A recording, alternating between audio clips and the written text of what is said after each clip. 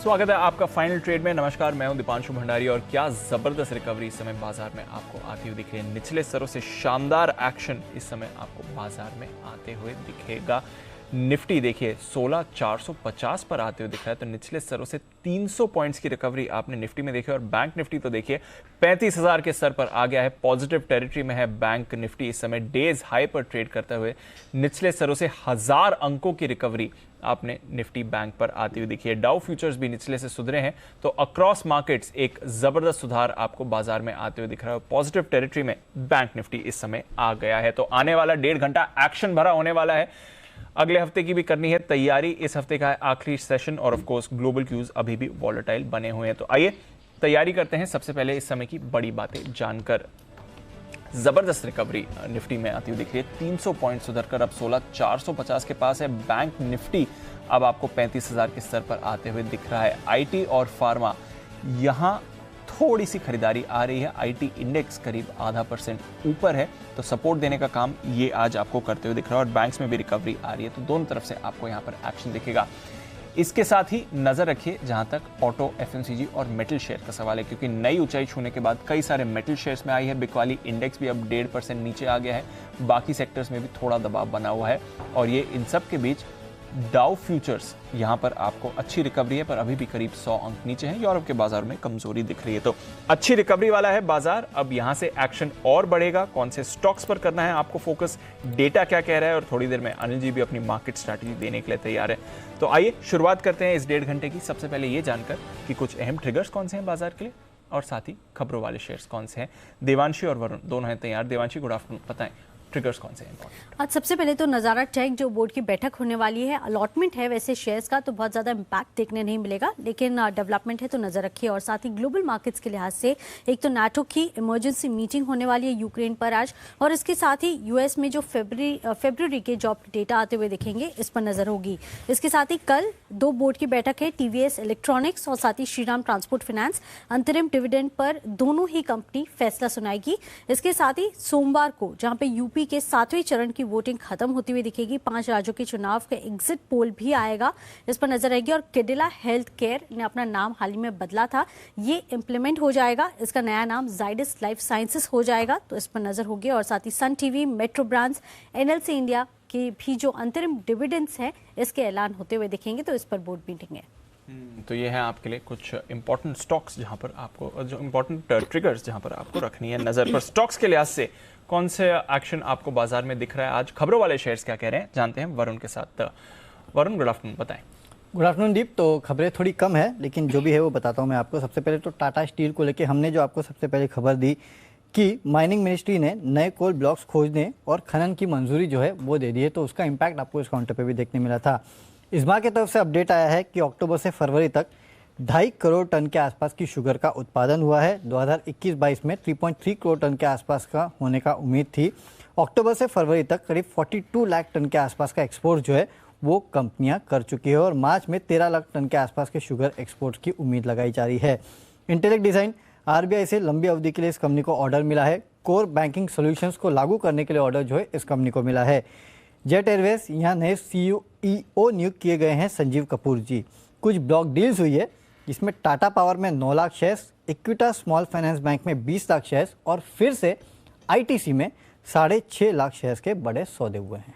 ITC star performer बन गया है आईटीसी इस गिरते हुए बाजार में, और रिकवरी टॉप गेनर है। टॉप गेनर है। किरण जी का 225 का टारगेट आ गया सर। किरण जी ने कमाल कर दिया, जबरदस्त। 218 पे आई थिंक पिकअप किया था। जोश किसने दिलाया? स्वयं हम। याद है सर मुझे। बड़ी मूव आ गई आईटीसी में। किरण जी ने 7 दिन बोला था, 3 दिन में ही आ गए। तो किरण जी से अपडेट लेंगे, पर उससे पहले सर बढ़िया रिकवरी बाजार में भी आती हुई दिख रही है। डाउ फ्यूचर्स भी सुधरे हैं। कुछ ऐसा हुआ नहीं है ग्लोबली जिसकी वजह से रिकवरी आए, बट मूड माहौल थोड़ा अच्छे होते हुए दिख रहा है। सीरियसली ले इस रिकवरी को? दीप, सीरियसली तो एक ही चीज को लेना चाहिए और वो है वॉलेटिलिटी। यही रहने वाली है और अब भी रहेगी। एक्चुअली देखिए क्यों सुधरा है वो समझ ले, जबकि खबरें कोई खास नहीं है।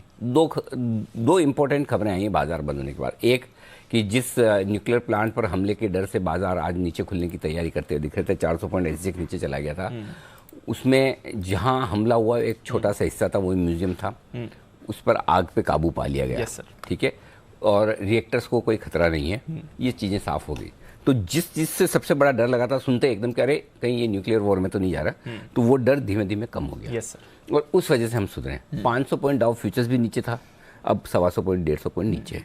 सो बस यही बदला है, इसके अलावा कोई अच्छी या बुरी खबर और कोई खास ऐसी आई नहीं है जिसके दम पर हम ट्रेड करें। अब ये 2 बजे से समय जो है ये खबरों का समय है, आने का समय है।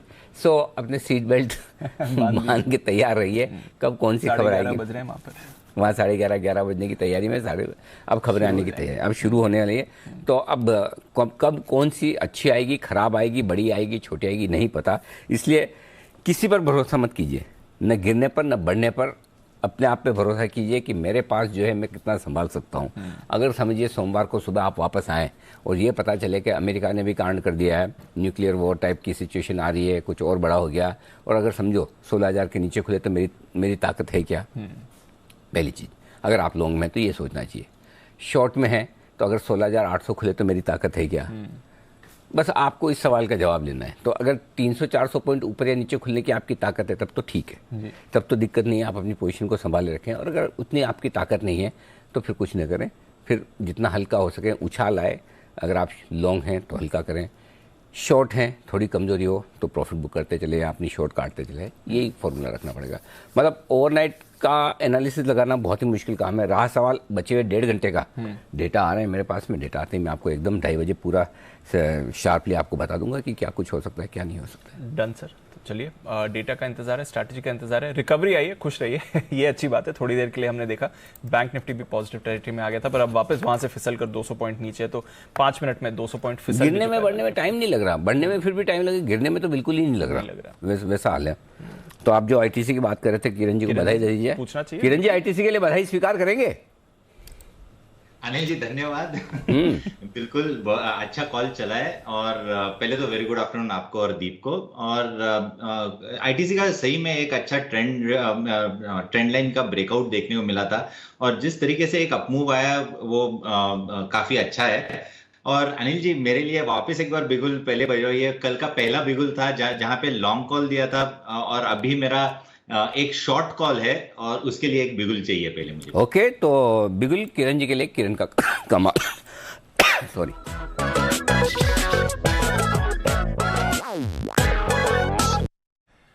बताएं किरण जी।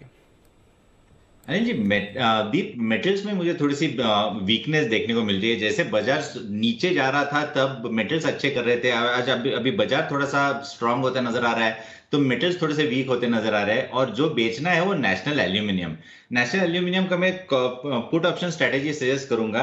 122.50 का पुट ऑप्शन बाय करने की सलाह है। 6 रुपए 50 पैसे के आसपास ट्रेड हो रहा है। मेरा स्टॉप लॉस रहेगा 5 रुपए 70 पैसे का, और टारगेट्स के लिए 875, 950 ये टारगेट देखने को मिल जाने चाहिए। जिस तरीके से ट्रेंड रिवर्सल नेशनल एल्यूमिनियम में देखने को मिल रहा है, मेरा मानना है कि कैश में पहले 120 का पहला टारगेट रहेगा, और उसके बाद 116 का टारगेट आपको सोमवार तक देखने को मिल जाना चाहिए। और दूसरी चीज जो इंपॉर्टेंट चीज देखने को मिल रही है वो है कॉल राइटिंग 130 के ऊपर। 130 में इतनी बड़ी कॉल राइटिंग हो चुकी है, तो मेरा मानना है कि on the higher side top एक रेजिस्टेंस बहुत बड़ा बनता नजर आ रहा है, और नीचे में सपोर्ट्स टूटते नजर आ रहे हैं। तो मेरा मानना है कि 120 का टारगेट आज ही आ जाना चाहिए, और 116 जो मैंने कहा वो सोमवार तक देखने को मिल जाना चाहिए। तो ये है किरण जी की तरफ से नैल्को, जहां पर आपको पुट खरीदना है 122.50 का इस समय। आइए देखते हैं विश्वेश जी को क्या करना है ट्रेड में। बिगुल, विश्वेश के विशेष।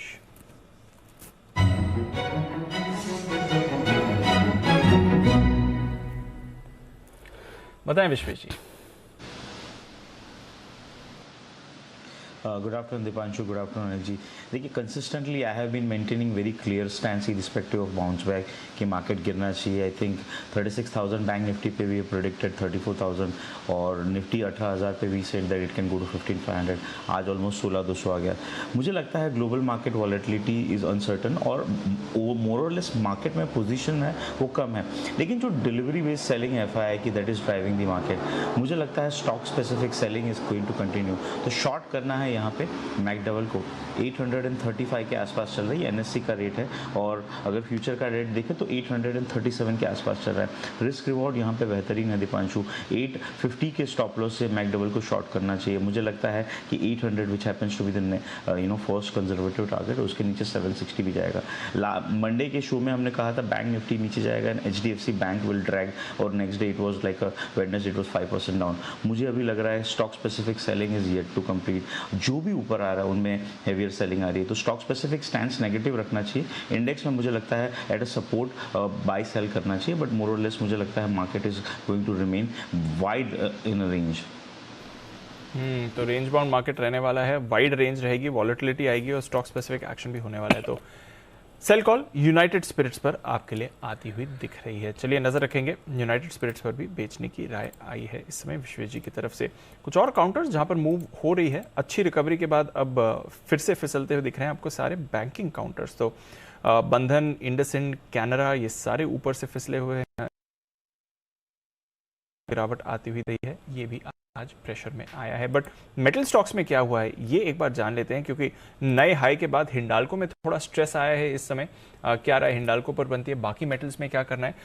वागले साहब, Hindalco of course star performer रहा है वैसे तो इस रीसेंट वॉर लाइक सिचुएशन का। अब जो ये फिसला है, आज लाइफ हाई 618 से लगभग 40 रुपए नीचे आए, अब ये वापस री एंट्री के लेवल्स हैं या थोड़ा और गिरने दीजिए और फिर अच्छे लेवल्स होंगे? दीपांशु, थोड़े से और लोअर लेवल्स मिल सकते हैं, क्योंकि 600 620 दोनों एक टारगेट मीट करके नीचे आया है। मेरे हिसाब से ये नॉर्मल प्रॉफिट बुकिंग है। अभी 586 के लेवल पे 10-15 रुपए नीचे जा सकता है। 565 568 ये लेवल में वॉच करूंगा। 550 के नीचे जाना नहीं चाहिए, तो वो स्टॉप लॉस होगा। वापस ये जब बाइंग आएगी तो 610 620 के आसपास जाना चाहिए है आपके लिए राय इस समय हिंडाल्को पर थोड़ा अच्छा रोटेशन इस समय बाजार हो रहा है और कुछ बीटन डाउन नेम्स में जान आती हुई दिख रही है। स्ट्राइड्स, बंसल जी लंबे समय बाद स्ट्राइड्स में अच्छी गेन आती हुई दिख रही है, 5%। क्या करें सर 325 के लेवल पर?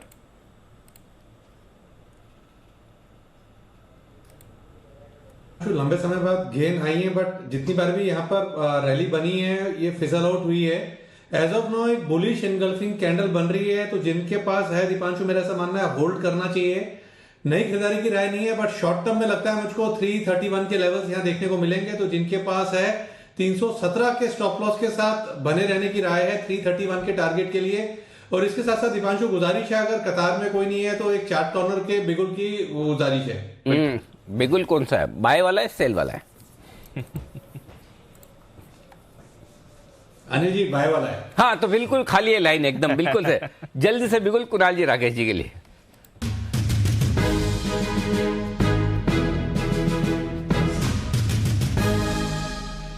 क्या है बंसल जी, सेल वाली लाइन में आते ना तो आप विश्वेश जी, किरण जी, सुमित जी, वागले साहब, इन सबके पीछे कहाँ जाके खड़े होते हैं आधा किलोमीटर दूर। बाय वाली लाइन में सबसे आगे है, बताइए सर। देखिए अनिल जी, आज आप सुबह से कुछ अच्छे मूड में रहे हैं, सुबह से आप पूरे फॉर्म में हैं। वरुण से शुरू हुआ था और अनिल जी किसी को भी आपने नहीं छोड़ा है, और सबसे बड़ा बाउंसर पहले वरुण पे था। हाँ। और दूसरा अनिल जी हम पे था, जब वो किसी ने कॉल दिया था GNFC पे, तो आपने बोला कि आप मन में मान लें, मतलब कि फील गुड करें कि राकेश जी, कुणाल जी धन्यवाद दे रहे हैं। तो मतलब कि आप सुबह से बाउंसर पे बाउंसर छोड़े जा रहे हैं अनिल जी। वो अलग हिमांशु जी, बाई साइड में शायद हिमांशु जी ने दिया था कॉल, तो हमारी जो, हाँ हिमांशु जी थे, हाँ हिमांशु जी ने दिया था, और आपने उनको, हमें तो ऐसा बोलते हैं कि दूसरे का धन्यवाद मतलब स्वीकार करें, और उनको आपने बोला कि आप ये मान लें, फील करें कि वो आपको धन्यवाद दे रहे हैं। तो मेरा बोलना सफल हो गया, मतलब आपने नोटिस कर लिया ना, कर लिया। बस काम हो गया। बताए सर अब क्या करना है? अनिल जी करना है विप्रो, गिरते बाजार में खरीदना है विप्रो को, जहां पर काफी समय बाद एक बड़ी करेक्शन के बाद 730 रुपए के दाम से स्टॉक करेक्ट करता हुआ आ रहा है, और चार्ट पर संकेत है करेक्शन खत्म हो रही है। 576 की एक नेकलाइन को तोड़ा है, तो चार्ट पर as of now neat clear reversal है। 574 573 के नीचे की क्लोजिंग आए तो ब्रेकआउट पे प्रश्न चिन्ह है। एज ऑफ नाउ ब्रेकआउट है, खरीदारी की राय है विप्रो पर। ओवर टू कुणाल जी। अरे जी देखिए, बाजार का बेड़ा पार करेगा आईटी सेक्टर। और विप्रो का अगर आप चार्ट देखें तो आरएसआई डाइवर्जेंस बिल्कुल साफ दिखाई पड़ रही है, ब्रेकआउट चार्ट पर आता हुआ दिख रहा है, बेस बन चुका है, मीन रिवर्जन के लिए स्टॉक तैयार है। तो यहां बाय करके चलें। 565 रुपए पर 565 पर स्टॉप लॉस रखे। पहला टारगेट होगा 612 रुपए का, 612 का पहला टारगेट, और 625 रुपए के टारगेट के लिए विप्रो में हमारी खरीदारी कराएं। कि विप्रो खरीदे। और जैसे कुणाल जी ने बोला बाजार का बेड़ा पार करेगा आईटी सी बोलते बोलते सेक्टर बोल गए। स्लिप ऑफ टंग है। किरण जी, क्या वाकई में कुणाल जी आईटी सी ही बोलना चाहते थे, आईटी सेक्टर निकल गया उनके मुंह से?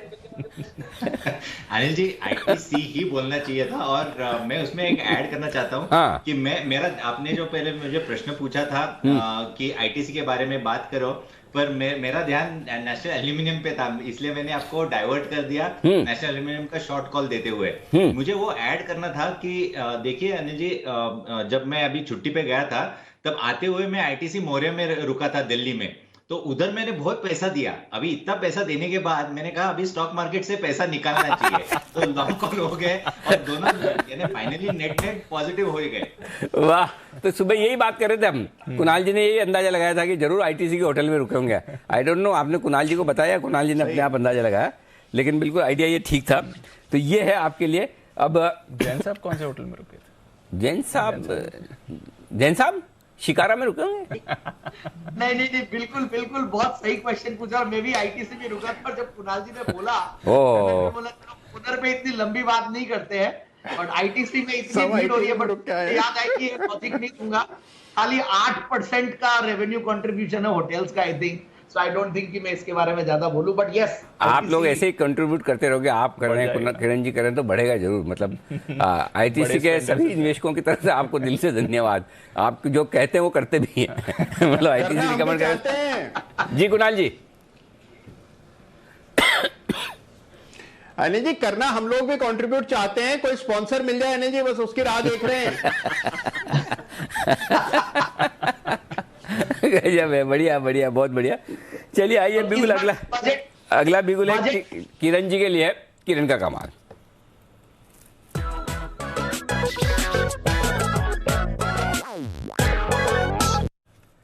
बताएं सर। अनिल जी, और एक शॉर्ट कॉल देखने को मिलेगा और वो है एसआरएफ को शॉर्ट करने की सलाह है और ये फ्यूचर्स में शॉर्ट करने की सलाह है। बहुत ही इंपॉर्टेंट ट्रेंड लाइन का ब्रेक डाउन देखने को मिल रहा है और जो ऑप्शन चेन डेटा है उधर भी मुझे पुट साइड में अनवाइंडिंग देखने को मिल रही है। उसके चलते मुझे लगता है कि अगर 2250 के नीचे की आज क्लोजिंग मिलती है तो सोमवार को कैजुअली हमें 2200, 2150 इतने बड़े डीप डाउन कट्स देखने को मिलेंगे, तो एसआरएफ में बेचने की सलाह होगी। ओके, आई होप कि सिमी जी को पता होगा ऐसा किरण जी करने जा रहे हैं, एसआरएफ में शॉर्ट करने की राय। और स्टॉप लॉस लगाया ही नहीं है, बताया ही नहीं है। किरण जी इतने कॉन्फिडेंट है? अनिल जी, कॉन्फिडेंस तो बहुत सारा है। बिकॉज देखिए अनिल जी, पहला एक बॉटम जो बनाया था 2250 का, जो लगभग तारीख में एग्जैक्ट बताता हूँ 27 जनवरी को लगाया था। एक 5-6 दिन पहले 24 फरवरी को भी वही बॉटम बनाया था और वो दोनों बॉटम्स आज तोड़ते हुए देखने को मिल रहे हैं और अच्छे खासे वॉल्यूम में। और जो आईटीसी में हमने ऑप्शन चेन डेटा में देखा था वही चीज हमें एसआरएफ में देखने को मिली है। तो मेरा कॉन्फिडेंस काफी हाई है, पर कितना भी हाई हो तो आपको स्टॉप लॉस तो लगाना चाहिए। मेरा 2300 का मेरा स्टॉप लॉस रहेगा। कि आपका कॉन्फिडेंस और बढ़े किरण जी, मेरे पास फॉर्मूला है उसका। बताइए अनिल जी। दिन के 12:30 बजे का शो देखा करो। उसमें सिमी जी आई थी और आज सिमी जी ने भी एसआरएफ पर शॉर्ट कॉल दिया था। बड़ा कॉन्फिडेंस।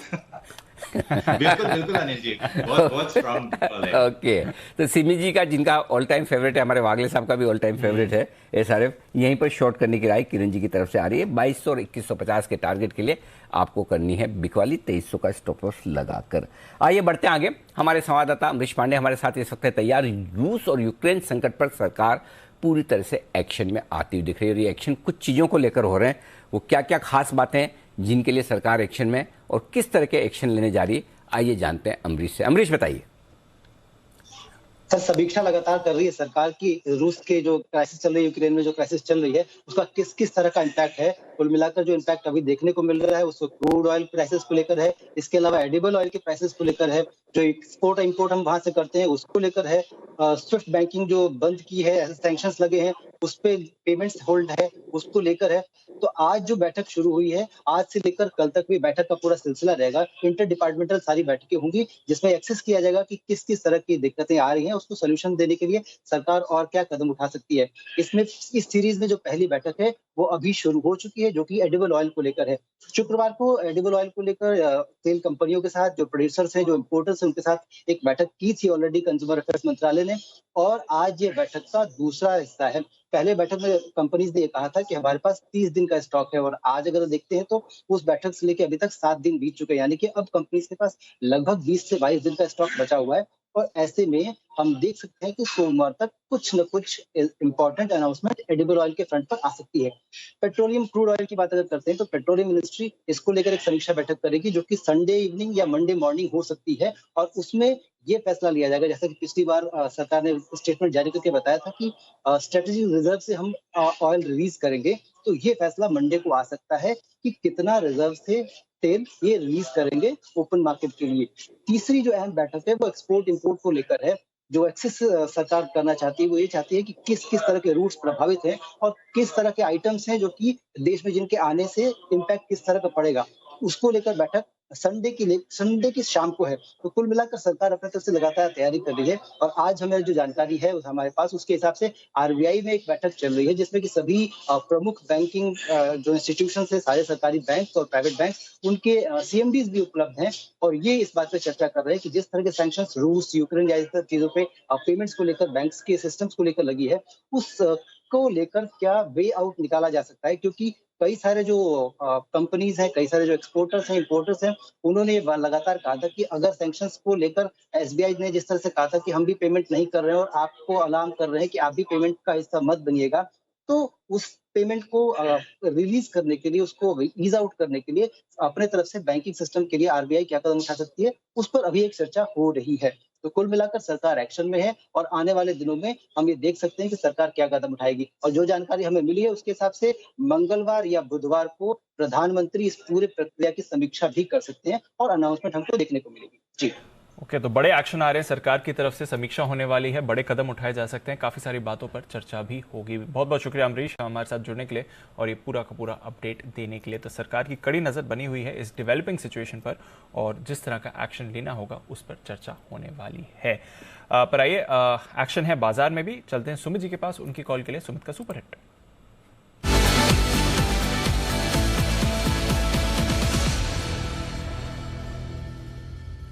बताएं सुमित जी।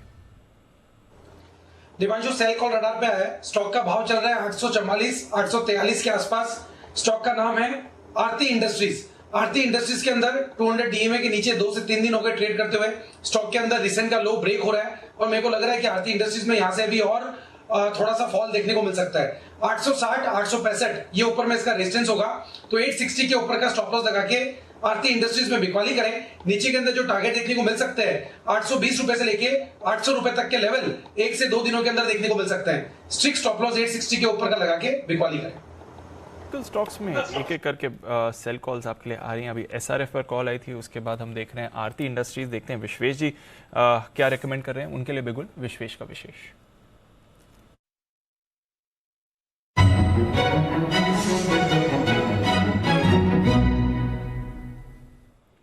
बताएं विश्वेश जी। देखिए, कहीं ना कहीं जिस हिसाब से केमिकल स्पेस में जो सेलिंग कॉल्स आ रहे हैं, किरण जी हो गए, सुमित जी हो गए, और अभी मैंने भी जो आइडेंटिफाई किया है, दैट इज शोइंग शायद कि कंसर्न्स स्पिल ओवर हो सकते हैं टुवर्ड्स चाइना, ऐसा समवेयर। और तो क्या एंटिसिपेट कर सकते हैं? मुझे लग रहा है एंटायर जो केमिकल बास्केट है, whether it is Navin Fluorine, whether it is SRF और whether it is any other stock, they are breaking down from large consolidation. So मेरी शॉर्ट की राय है नवीन फ्लोरिन पे। नवीन फ्लोरिन अभी फ्यूचर में चल रहा है 3610 के आसपास, और मुझे लगता है ये स्टॉक ने लास्ट 15-20 दिन से एक साइडवेज कंसोलिडेशन में था और 200 डे एवरेज पे काफ़ी ब्यूटीफुल सपोर्ट ले रहा था, लेकिन अब जिस हिसाब से ये ब्रेकडाउन हो रहा है, दिस इज इंडिकेटिंग कि शायद ये काफ़ी बड़ा ब्रेकडाउन हो सकता है, सिमिलर लाइक SRF। और SRF में मैं किरण जी के साथ सहमति रखता हूँ, काफ़ी नीचे के लेवल मुझे भी नज़र आ रहे हैं। तो मुझे लगता है यहाँ पे रिस्क रिवॉर्ड अभी भी फेवरेबल है नवीन फ्लोरिन में। बड़ा स्टॉक है, वॉलेटाइल है, बिड आस्क स्प्रेड बड़ा होता है, तो आपको स्टॉप लॉस थोड़ा वाइडर रखना चाहिए मेरे हिसाब से। तो यहाँ पे नवीन फ्लोरिन को शॉर्ट करें, 3700 का स्टॉप लॉस रखें, लेकिन target is really very big on the down side. 3500, 3300 और 3100 मुझे लगता है कि ओवरऑल मार्केट सपोर्ट लेगा तो स्टॉक ऊपर नीचे होगा, लेकिन ओवरऑल बायस डाउन है और एज अ स्पेस भी नेगेटिव है। तो नवीन फ्लोरिन को बेचने की राय है 3700 के स्टॉप लॉस के साथ 3100 का टारगेट। ओके, ये है आपके लिए नवीन फ्लोरिन में बिकवाली करने की राय। 3700 का स्टॉप लॉस, 3500, 3300, 3100 बड़े टारगेट। यार एक चीज बताओ, मैंने कई बार पहले सोचा, हमारे सारे एक्सपर्ट को दिखाई एक बार, मैंने कई बार पहले सोचा कि मैं भी चार्ट सीखूं जी, कि एक नॉलेज होनी चाहिए अपने चार्ट। जैन साहब से भी बताएंगे, इससे बात करेंगे कि भाई होनी चाहिए नॉलेज। लेकिन फिर मैं इसलिए नहीं सीखता था चार्ट, यार वो बहुत लेवल ऐसे आते नहीं, याद रखने मुश्किल है। 1218, 2332, ये भाई साहब विश्वेश जी आपने कौन से चार्ट देखे? 3600 में खरीदो, 3700 का स्टॉप लॉस, 3500, 3300, 3100 के टारगेट, ऐसे राउंड फिगर वाले चार्ट तो आज तक हमने देखे नहीं। ये कहां से निकाले? कौन सा पैटर्न है ये?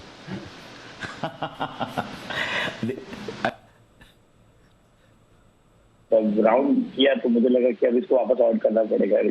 तो मुझे लगता है मोर और लेस इसका जो स्विंग लो है अक्टूबर 2021 का, वो 3100, 3200 के आसपास है, वो लेवल। अरे वो नहीं, वो छोड़ो, उसमें मेरा इंटरेस्ट ही नहीं है। लेवल तो आपने दे दिए, ये मुझे पैटर्न में कुणाल जी बताइए, कौन सा पैटर्न है जिसमें सिर्फ 100 रुपए के लेवल पे ही आते हैं? ऐसा कौन सा वो कौन से आपके पैटर्न होते हैं सारे अलग अलग, फिबोनाची और क्या क्या, उसमें किसमें आता है ये? अनिल जी ये सब भूल जाइए। हाँ। अभी जो आपने कहा है ना कि आपने कई बार सोचा है कि आप चार्ट्स देखना सीख ले अनिल जी, आपके इस संवाद से अनिल जी यहाँ पर चिंताएं बढ़ गई हैं। अनिल जी आपने CA कर लिया, CS कर लिया, मीडिया सीख लिया, बाजार सीख लिया, अब अनिल जी एक ये छोटी सी चीज बची है, इसको मत सीख जाइए अनिल जी। हमारा क्या होगा? कालिया। ठीक है, छोड़ दिया, राष्ट्र हित में छोड़ दिया बस, क्योंकि मैं चार्ट पढ़ूंगा तो कितने गंदे पढ़ूंगा वो मुझे पता है। इसलिए आप लोग बहुत ही बढ़िया काम कर रहे हैं। आप विश्वेश जी, इस चार्ट के ये जो पैटर्न निकला है, ये जो अभी अभी बताया विश्वेश जी ने, इसे विशेष पैटर्न का नाम दिया जाए। ये सिर्फ विश्वेश जी बना सकते हैं, जिसमें सारे लेवल राउंड फिगर में आए। जैसे एक विशेष पैटर्न हमारे बनाते हैं सुमित जी, लिफाफा पैटर्न, जिसमें उनके सारे लेवल लिफाफे वाले आते हैं। तो ये वाला है नवीन फ्लोरिन पर विश्वेश जी की तरफ से बिकवाली करने की राय। 3700 का टारगेट, 3500, 3300, 3100। आई एम श्योर जो विश्वेश जी को फॉलो करते हैं वो कोई भी राउंड फिगर के लिए वेट नहीं करेगा। जिसको 3500 में लेना है वो 3500, 2, 3, 4, 5 में लेगा, वैसे ही सब लगाएंगे। चलिए, तो ये राय विश्वेश जी की तरफ से आपके लिए नवीन फ्लोरिन पर। ओके, तो नजर रखिए, 3 back to back chemical stocks पे बिकवाली की राय आ गई। तो डेफिनेटली ये एक स्पेस है जहां पर वीकनेस इस समय बढ़ रही है और बाजार का जो ब्रेकडाउन है, अब केमिकल स्टॉक्स में ज्यादा आपको गिरावट आती हुई दिख रही है। पर आइए एक स्टॉक जिस पर हम कल भी चर्चा कर रहे थे और यहां पर हमने फ्यूचर्स की भी एनालिसिस की थी, स्पॉट, करंट मंथ फ्यूचर्स और नेक्स्ट मंथ फ्यूचर्स, भारी डिस्काउंट पर हमने देखा तीनों पर ट्रेड हो रहा है। फिलहाल स्पॉट में एटलीस्ट फ्लैट है एस्कॉर्ट्स का शेयर इस समय। क्या क्या डेवलपमेंट्स हो रहे हैं जो कुबोटा का हिस्सेदारी खरीद रही है ओपन ऑफर के जरिए, आइए जानते हैं वरुण के साथ। वरुण बताएं। डेफिनेटली दीप, तो कल ये अपडेट आया था कुबोटा की तरफ से कि अब जो ओपन ऑफर है वो खुलने वाला है, और ओपन ऑफर की खुलने की डेट पहले बता देता हूँ। 14 मार्च को ओपन ऑफर खुलेगा और 28 मार्च को ओपन ऑफर बंद हो जाएगा। जिस भाव पे कुबोटा खरीद रहा है शेयर्स वो है 2000 रुपये के। इसी भाव पे इनको प्रेफरेंशियल इशू भी किया गया था। अब कुबोटा खरीदने वाला है करीब 3.7, 3.75 करोड़ के आसपास के शेयर, यानी कि 28.42% के आसपास की हिस्सेदारी जो है वो कुबोटा खरीदने वाला है। जो हाल ही में कुबोटा को प्रेफरेंशियल अलॉटमेंट किया गया था, उसके बाद कुबोटा की जो हिस्सेदारी है 16.39% के आसपास हो गई थी, यानी कि ये जो स्टेक अब ये खरीदेंगे उसके बाद कुबोटा की हिस्सेदारी जो है 44.8% के आसपास हो जाएगी। इंटरेस्टिंग ये है कि 2000 के रुपए के भाव पे कुबोटा करीब 28.42% के आसपास की हिस्सेदारी खरीदने वाला है मार्केट से। तो एक्सेप्टेंस रेशियो क्या होगा, ये सबसे बड़ा सवाल है। अब देखिए, प्रमोटर्स के पास 28.68% के आसपास की हिस्सेदारी है तो वो तो देंगे नहीं, कुबोटा के पास खुद के पास 16.39% के आसपास की हिस्सेदारी है, तो वो भी छोड़ दो। तो 100% में से अगर आप देखेंगे तो करीब करीब 45% के आसपास की हिस्सेदारी निकल गई, यानी कि 55% के आसपास की हिस्सेदारी है। अगर ये पूरे के पूरे 55% के आसपास की हिस्सेदारी वाले लोगों ने सबने टेंडर किया तो भी आपका एक्सेप्टेंस रेशियो जो है वो करीब 51% के आसपास आ सकता है। और अगर इनमें से कुछ लोगों ने नहीं किया, जैसे कि कुछ लोग ये मान के चल रहे हैं कि शायद राकेश झुंझुनवाला जी, जिनका इस कंपनी में अच्छा खासा 5.7% के आसपास का स्टेक है, शायद वो टेंडर ना करे, क्योंकि अगर उनको करना होता तो शायद वो अभी खरीदते नहीं। इसके अलावा UTI mutual fund, HDFC life, इनका भी 1% से ज़्यादा का हिस्सा है। तो ये मान के चल रहे हैं कि शायद ये जो बड़े निवेशक है वो एस्कॉर्ट्स में शेयर्स नहीं देंगे, और अगर वो नहीं देते हैं तो जो एक्सेप्टेंस रेशियो है वो 80 से 90% भी हो सकता है। तो एक हायर एक्सेप्टेंस रेशियो के लिए आपको एस्कॉर्ट्स में तैयार हो जाना चाहिए। जो डिस्काउंट और क्यों हो रहा है डिस्काउंट, मेरे ख्याल से वो तो अनिल जी ने आपको बता ही दिया था कल कि किस तरह से क्योंकि ओपन ऑफर खत्म होने वाला है मार्च के एंड में, तो उसके बाद लोग कहीं ना कहीं शॉर्ट की पोजीशन अगले सीरीज में बना रहे हैं। और वही होते हुए भी कल दिखा था। इनफैक्ट अभी भी अपनी स्क्रीन पर देखें तो भारी डिस्काउंट पर आपको करंट मंथ फ्यूचर्स दिखेंगे, और नेक्स्ट मंथ के फ्यूचर्स तो देखिए लगभग 250 रुपये के डिस्काउंट पर इस समय ट्रेड कर रहे हैं। तो ये है सारे डेवलपमेंट एस्कॉर्ट्स को लेकर। जैन साहब, कोई राय लगते हैं सर एस्कॉर्ट्स पर, और स्पेशली जो ओपन ऑफर में एक्सेप्टेंस रेशियो हो सकता है? नहीं, जो अभी वरुण जी ने कहा, मुझे वही लगता है कि कुछ लोग जिन्होंने अभी लिया, जैसे कि बड़े इन्वेस्टर्स ने लिया, वो लोग तो पार्टिसिपेट नहीं करेंगे। बाकी ये जो आर्बिट्राज है प्योरली, तो देखिए क्या होता है। बाकी मुझे ऐसा लगता है कि Escorts as a stock long term में काफी अट्रैक्टिव लगता है कई बड़े लॉन्ग टर्म इन्वेस्टर्स को, तो वो लोग को अननेसेसरीली मुझे लगता नहीं कि ये करे। बाकी ये आर्बिट्राज गेन खाने के लिए लोग बाग काफी काम कर रहे हैं। तो ये है आपके लिए एस्कॉर्ट्स, जहां पर आपको रखनी है नजर। आइए कुछ और काउंटर्स जहां पर आपको रखनी है नजर, और वहां पर आपको मूव्स भी बढ़िया आते हुए दिख रहे हैं। लंबे समय बाद रेडार पर आया है गुजरात गैस। वाकई साहब देखें, सुबह तो काफी गिरावट दिखा रहा था गुजरात गैस, इनफैक्ट एक बहुत ही शार्प रिवर्सल आया और डेज हाई पर है गुजरात गैस। ट्रेड के लिए कुछ मौका दिख रहा है सर?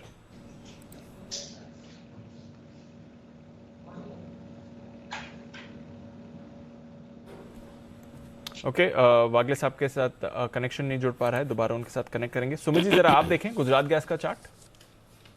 दिपांशु, गुजरात गैस के अंदर लोअर लेवल से एक बाउंस बैक आज एक अच्छा देखने को मिल रहा है, लेकिन कोई फ्रेश बड़ा मूव का अभी तक शुरुआत चार्ट्स के ऊपर समझ में नहीं आ रहा है। मेरे को लग रहा है स्टॉक के अंदर जब स्टॉक एक बार ऊपर में 540-550 के ऊपर सस्टेन करेगा, उसके बाद इसके अंदर एक बढ़िया ऊपर का मूव देखने को मिलेगा। फिलहाल लोअर लेवल से बाउंस बैक तो है, लेकिन 540-550 का लेवल कन्विंसिंगली ब्रेक होने दीजिए, उसके बाद इसके अंदर कोई बड़ा मूव ऊपर की तरफ देखने को मिल सकता है। तो ये है आपके लिए गुजरात गैस, जहां पर आपको एक बड़ा मूव देखने को मिल सकता है। एसीसी पर बढ़िया रिवर्सल हुआ है। कल हम देख रहे थे सारे सीमेंट स्टॉक्स में भारी गिरावट आई थी, including ACC, Ambuja, UltraTech, India cement.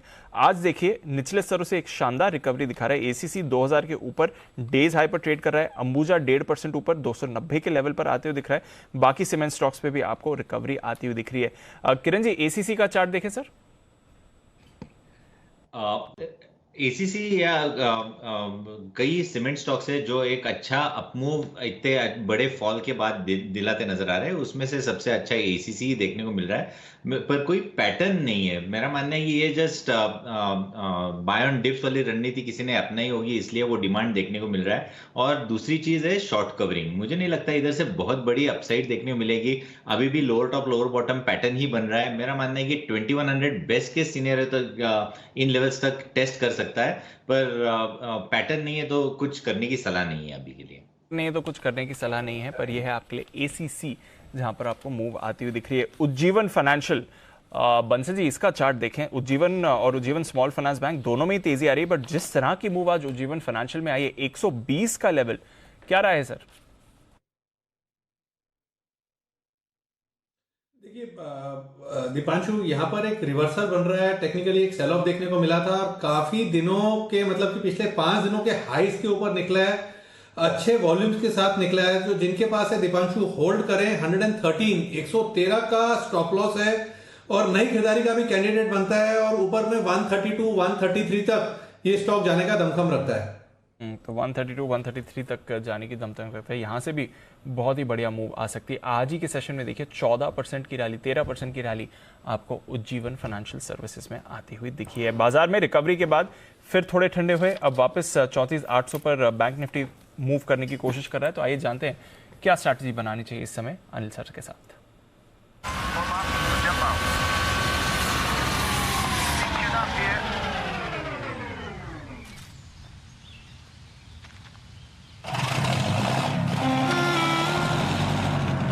आने वाली खुशी के लिए एक ख्याल ही काफी है। इबिक्स कैश हर खुशी के लिए काफी है।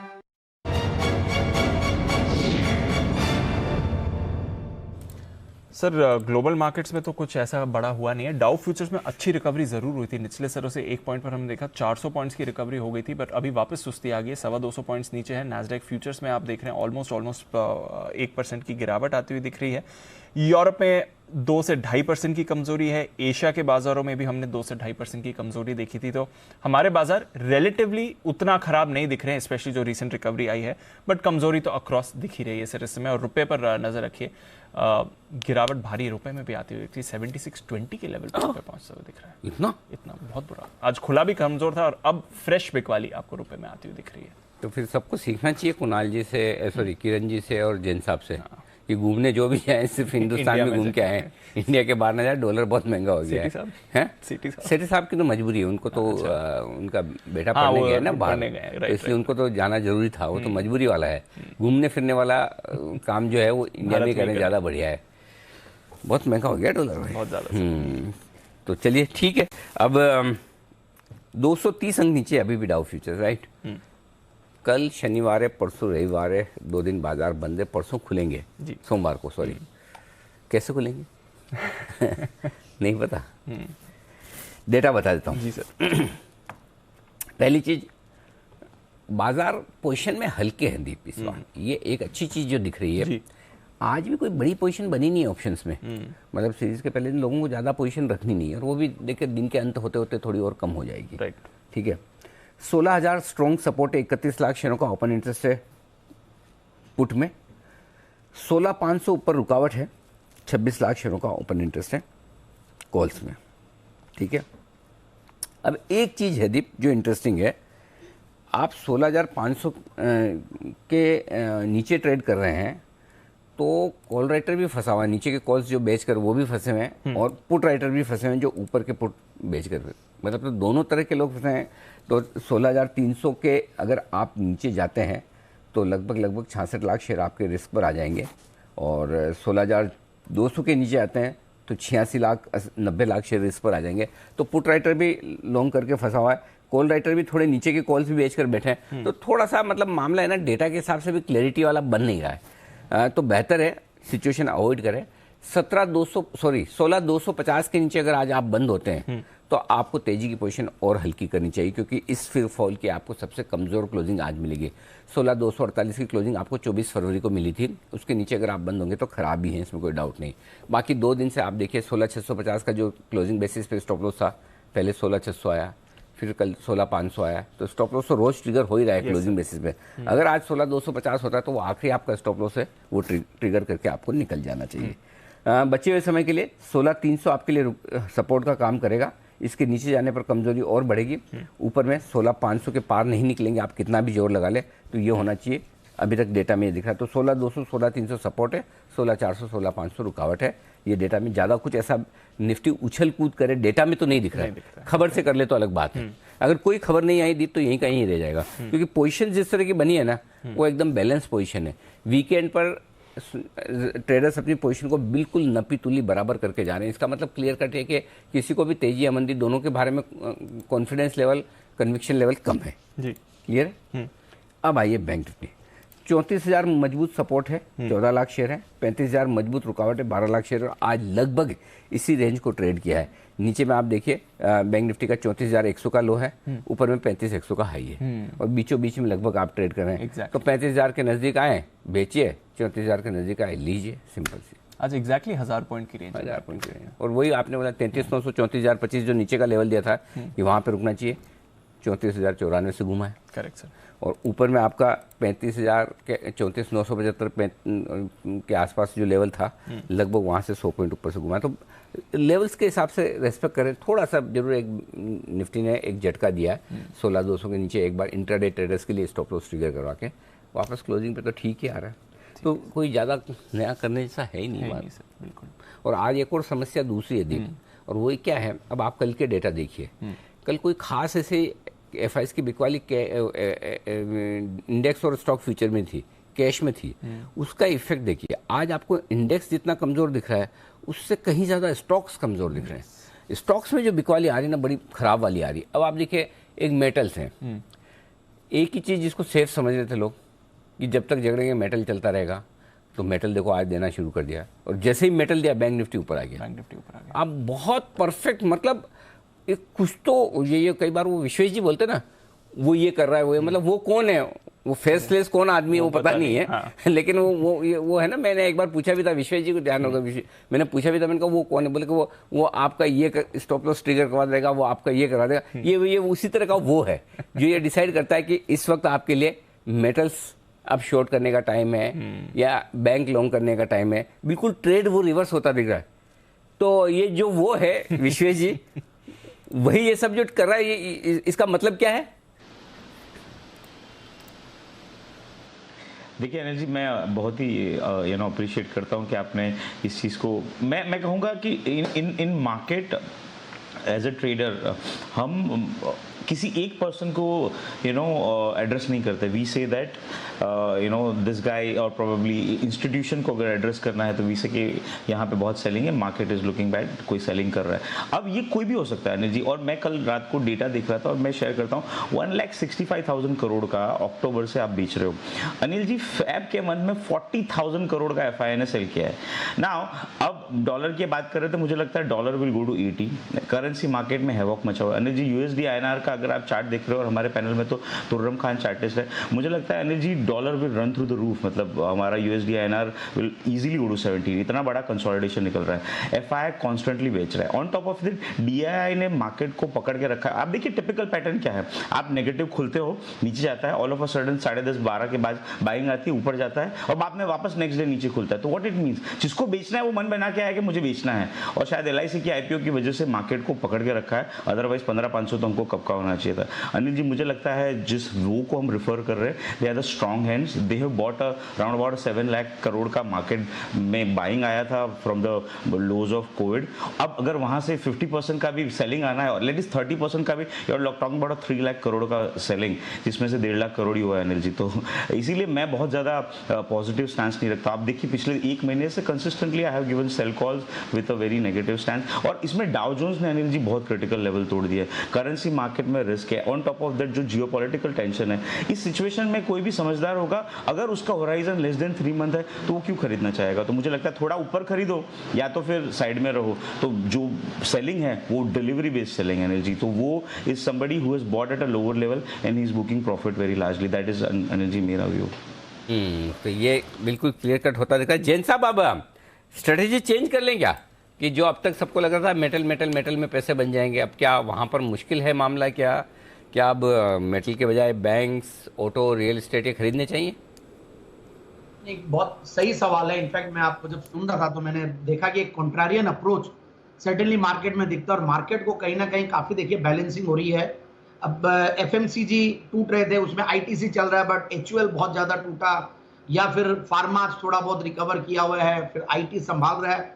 बट मुझे लगता है कि ओवरडन हो चुका है ऑटो में भी। बट अगेन जिस तरीके से मेटल्स की प्राइसेस और क्रूड की प्राइसेस है, उसका बहुत बड़ा इंपैक्ट ऑटो में दिख रहा है। और आज मैंने इनफैक्ट जैन साहब के जेम्स में भी एक सेफ ऑटो इंसुलरी स्टॉक दिया था, और मेटल्स ओवरहीटेड हो रखे हैं। और ऐसे में क्या होता है कि मुझे लगता है कि कई ऑर्डर कैंसिलेशंस और ये सब हो सकता है। जिन्होंने भी टेंडर में अगर सपोज एल्यूमिनियम यूजर है, वायर सप्लाई करता है, तो उन लोग शायद मीट ही नहीं कर पाएंगे, और मुझे लगता है उस हिसाब से डिमांड में भी करेक्शन आएगी। सो आई डोंट थिंक कि इतना ज्यादा बुलिश अब मेटल्स पे जो हो रहे हैं, वो लोग को भी डर लग रहा है कहीं ना कहीं वो लोग प्रॉफिट बुकिंग तो करेंगे। सो अभी भी ये नहीं कहूंगा कि मेटल्स आर वीक बिकॉज ये प्रॉफिट बुकिंग दिख रही है, और जो दूसरे सेक्टर है उसको कॉन्ट्रारियनली ले ले, क्योंकि जिस तरीके से भी विशेष जी ने बहुत अच्छी बात कही कि ये हो सकता है एलआईसी का आईपीओ, कुछ पीएसयू स्टॉक्स और ये सब चल रहे हैं मेंटेन्ड निफ्टी, बट 200 डेमा के नीचे डिसाइसिवली 3-4-5 ट्रेडिंग सेशंस हो गए, 16,700 के नीचे ट्रेड करते हुए बाउंस लेने की कोशिश करता है, फिर भी नीचे आता है। तो आई एम क्वाइट कॉशियस। मुझे लगता है कि बहुत ज्यादा बुलिश हो गए, अननेसेसरली नीचे आने पे बॉटम फिशिंग का समय अभी भी नहीं आया। मुझे लगता है रुकना चाहिए अभी मार्केट में। चलिए तो थोड़ा सा रुके, इंतजार करें, देखें क्या कुछ होता है। 16,350 फिर से तोड़ा है निफ्टी ने। अगले जो सपोर्ट लेवल निकल कर आते हैं वो 16,250 16,200 के आते हैं और उसके बाद आज का लो 16,133 के आसपास का। लेट्स सी कहाँ जाकर हम रुकते हैं। डाउ फ्यूचर्स की वापस से है ना मतलब हालत ख़राब होती दिख रही। 300 नीचे हो गया डाउ फ्यूचर, जो 70-80 पॉइंट नीचे था, अब वापस वहाँ से 200 पॉइंट और फिसला है, तो कंफर्ट कॉन्फिडेंस है नहीं। आइए एक स्टॉक जिसके फरवरी महीने के आंकड़े आए हैं, बिजनेस अपडेट्स, और वो बता रही हैं देवांशी। M&M फाइनेंस, कैसे रहे नंबर्स देवांशी बताइए। बिल्कुल, अगर आप मंथ ऑन मंथ कंपेयर करते हैं तो नंबर्स में काफ़ी सुधार देखने मिला है। और आप देखिए, सबसे पहले मैं आपको नंबर्स बता देती हूँ। डिस्बर्समेंट्स इस बार 44% तक बढ़ता हुआ दिखा है, 2733 करोड़ के आसपास। इसके साथ ही अगर आप इसको जनवरी से कंपेयर करते हैं तो जनवरी में करीब 31% तक की ग्रोथ देखने मिली थी और दिसंबर के महीने में 42% तक की ग्रोथ के आसपास रहा है। तो इस बार हम देख रहे हैं कि ओवरऑल डिस्बर्समेंट्स में भी बढ़त होती हुई दिखी और कलेक्शन एफिशिएंसी काफ़ी इंपॉर्टेंट रहेगी इस बार भी देखनी। 98% कलेक्शन एफिशिएंसी आई है, जो कि दिसंबर के महीने में ऑलरेडी 100% के आसपास थी। जनवरी में हमने देखा 96% तक ये स्लिप होती हुई दिखी थी। अब सबसे इंपॉर्टेंट बात यह है कि मैनेजमेंट का भरोसा है कि उनके जो स्टेज 3 एसेट्स हैं जो काफ़ी ज़्यादा थे, इसके चलते स्टॉक पर प्रेशर भी आया था और एनपीए जो आरबीआई की रूल्स थे एनपीए को लेके, इसके चलते इन्होंने हाई एनपीएज या स्टेज 3 एसेट्स बुक किए थे। इनका मानना है कि 4% के भी नीचे ये आने वाले समय में आ सकता है। तो ये भरोसा इस बार भी मैनेजमेंट की तरफ से आता हुआ दिखा। और स्टेज 2 स्टेज 3 के जो या नेट एनपीएस अगर आप कहें तो यहाँ पे भी इस बार काफ़ी सुधार देखने मिला है। आप देखिए, जिस टाइम पे आरबीआई की तरफ से नॉर्म्स आते हुए दिखे थे तो दिसंबर तिमाही में इनके जो ग्रॉस एनपीएस थे वो बहुत बढ़कर आए थे। स्टॉक पर काफ़ी नेगेटिव रिएक्शन देखा था हमने। उसके बाद थोड़ा सा ईज डाउन हुआ क्योंकि 6 महीने का समय मिला था, लेकिन अब आने वाले जो 6 महीने हैं वहाँ पे असेट क्वालिटी में काफ़ी सुधार देखने मिलेगा। ये काफ़ी पॉजिटिव हाईलाइट है और इसके चलते आप देखिए M&M फाइनेंस पर अभी भी फोकस बना रहेगा और अच्छी गेंस या मजबूती जो है वो आती हुई दिखेगी। तो ये है आपके लिए M&M फाइनेंस। हालांकि स्टॉक पर कुछ ज़्यादा मूव इस पर आती हुई नहीं दिख रही है। किरण जी, कोई राय M&M फाइनेंस के चार्ट पर सर 140? M&M फाइनेंस पे मेरा मानना है कि तो वीकनेस तो जारी है। मेरा कोई ऐसा बुलिश व्यू नहीं है मेरा, पर जिस तरीके से M&M फाइनेंस ने 140 के लेवल तोड़ दिए है और स्विंग बॉटम भी तोड़ दिया है, मेरा मानना है कि इधर से डाउनसाइड काफी बड़ी देखने को मिल जानी चाहिए। 120 का मेरा नेक्स्ट टारगेट होगा, पर इसके लिए आपका स्टॉप लॉस लगभग 144 145 का रखना होगा। 5 रुपए की रिस्क है, नीचे में लगभग 20 रुपए का रिवॉर्ड है। 1:4 का रिस्क रिवॉर्ड होता है, पर इस ट्रेड के लिए टाइम देना होगा। इस ट्रेड के लिए थोड़ा टाइम देना पड़ेगा, ये है आपके लिए राय। जहां तक M&M फाइनेंस पर सवाल है, फिलहाल कुछ ज़्यादा खास कर नहीं रहा है और बैंक निफ्टी भी अब 34,600 के नीचे आ गया, जो निफ्टी पर प्रेशर दिखा रहा है। तो एक बाउंस बैक से थोड़ी होप बनी थी बाजार में, बट वो बाउंस बैक अब रिवर्स होते हुए दिख रहा है। एटलीस्ट इंडेक्स लेवल पर तो कोई आपको इस समय अच्छी खबर नहीं आती हुई दिख रही है। MCX, जैन साहब, इस पर राय लेनी थी। आई थिंक पहले भी बात करी थी जब 1500 के लेवल से आ गया था, आज 1250 पर आ गया। रिसेंटली एक बाउंस बैक मिला था सर, बट वैसे 1200 तक का ये लो बना चुका है। क्या इतना खराब हो रहा है सर MCX में जो वापस इस पर टेंशन बनी है? क्योंकि इनके जो कमोडिटी डेरिवेटिव वॉल्यूम्स है वहां पर तो थोड़ी अच्छी खबर आई थी। अभी कमोडिटीज में रैली है तो लोगों को लग भी रहा था कि शायद ट्रेडिंग एक्टिविटी भी थोड़ी बढ़ेगी, बट MCX फिर से रिवर्स हो रहा है सर। हाँ बिल्कुल, बहुत सही सवाल है। इनफैक्ट मैं तो गलत ही पढ़ा हूँ। मैं ओवरऑल बुलिश हूँ काफी एक्सचेंज इकोसिस्टम वाले स्टॉक्स पे, और MCX हो सकता है कि देखिए कहीं ना कहीं कोई एक एक्सपेक्टेड कंपटीशन सामने आ सकता है। कुछ हो सकता है कि जो ओवर प्राइस्ड हो रखे हैं सारी चीजें, उससे पार्टिसिपेशन पे फर्क पड़ रहा हो। और क्वार्टरली रिजल्ट्स देखिए बहुत हल्के आए थे। दिसंबर क्वार्टर का रिजल्ट एक्चुअली सरप्राइजिंगली लो था। लास्ट अगर कॉरेस्पॉन्डिंग क्वार्टर से देखें तो ऑलमोस्ट हाफ प्रॉफिट्स थे। बाउंस बैक लेने की कोशिश कर रहा है, बट अगेन नीचे आ रहा है। मेरे हिसाब से इसको नीचे आने पे, गिरावट आने पे लेना ही चाहिए, क्योंकि देखिए इनके ऑप्शंस वाले कॉन्ट्रैक्ट्स या जो इंडाइसेस वाले कॉन्ट्रैक्ट्स है, इन सब में अच्छा माहौल बनेगा, ऐसा मेरा मानना है आने वाले सालों में, क्योंकि एक्शन में पूरा है। और प्लस जो आजकल ऑनलाइन ट्रेडिंग होती है, जितने भी ब्रोकर्स है जो इक्विटीज को प्रोवाइड करते थे, अब वो कमोडिटीज को भी प्रोवाइड करने लगे, और उसमें एक इमीडिएट जो ऑप्शन आता है वो हमेशा MCX का आता है, बिकॉज एग्री में इतनी ज्यादा लिक्विडिटी नहीं है। सो आई फील कि MCX में जिन्होंने ले रखा है, हमारी राय पे, मेरी राय पे, मुझे लगता है कि सर्टेनली अभी तो लॉसेज हो रहे हैं, बट होल्ड करके रखिए। ये लॉन्गर टर्म टाइम फ्रेम में मुझे लगता है कि पैसा बना के देगा। ओके, तो ये है आपके लिए MCX पर राय इस वक्त आती हुई। आइए फिर से 200 पॉइंट अब कमजोर हो चुका है निफ्टी। वीकेंड में जाने से पहले कॉन्फिडेंस की कमी है, हमारे में अकेले भी नहीं है भाई साहब, अमेरिका में भी है। 300 पॉइंट नीचे हो गए अब डाउ फ्यूचर्स, 280-100 पॉइंट नीचे नैस्डैक फ्यूचर। तो ये जो कोई भी ढीलापन दिख रहा है आपको बाजार में, वो विदेशों से आता हुआ दिख रहा है, स्पेशली अमेरिका के फ्यूचर से। आइए ऐसे में मुलाकात करते हैं एक बार फिर से बस इंसाफ से।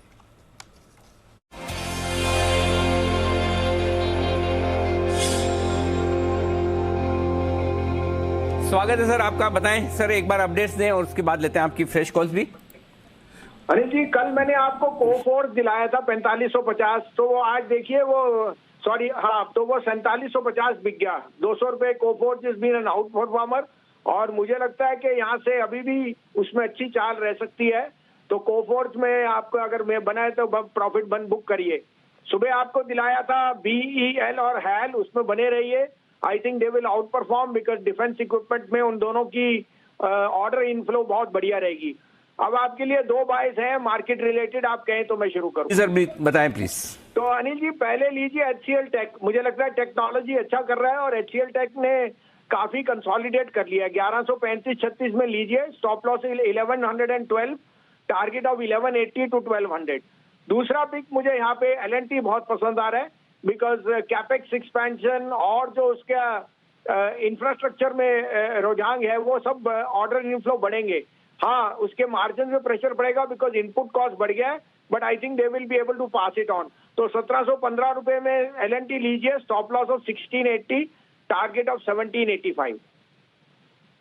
यहाँ पर खरीदारी करने की राय है वसीम साहब की तरफ से।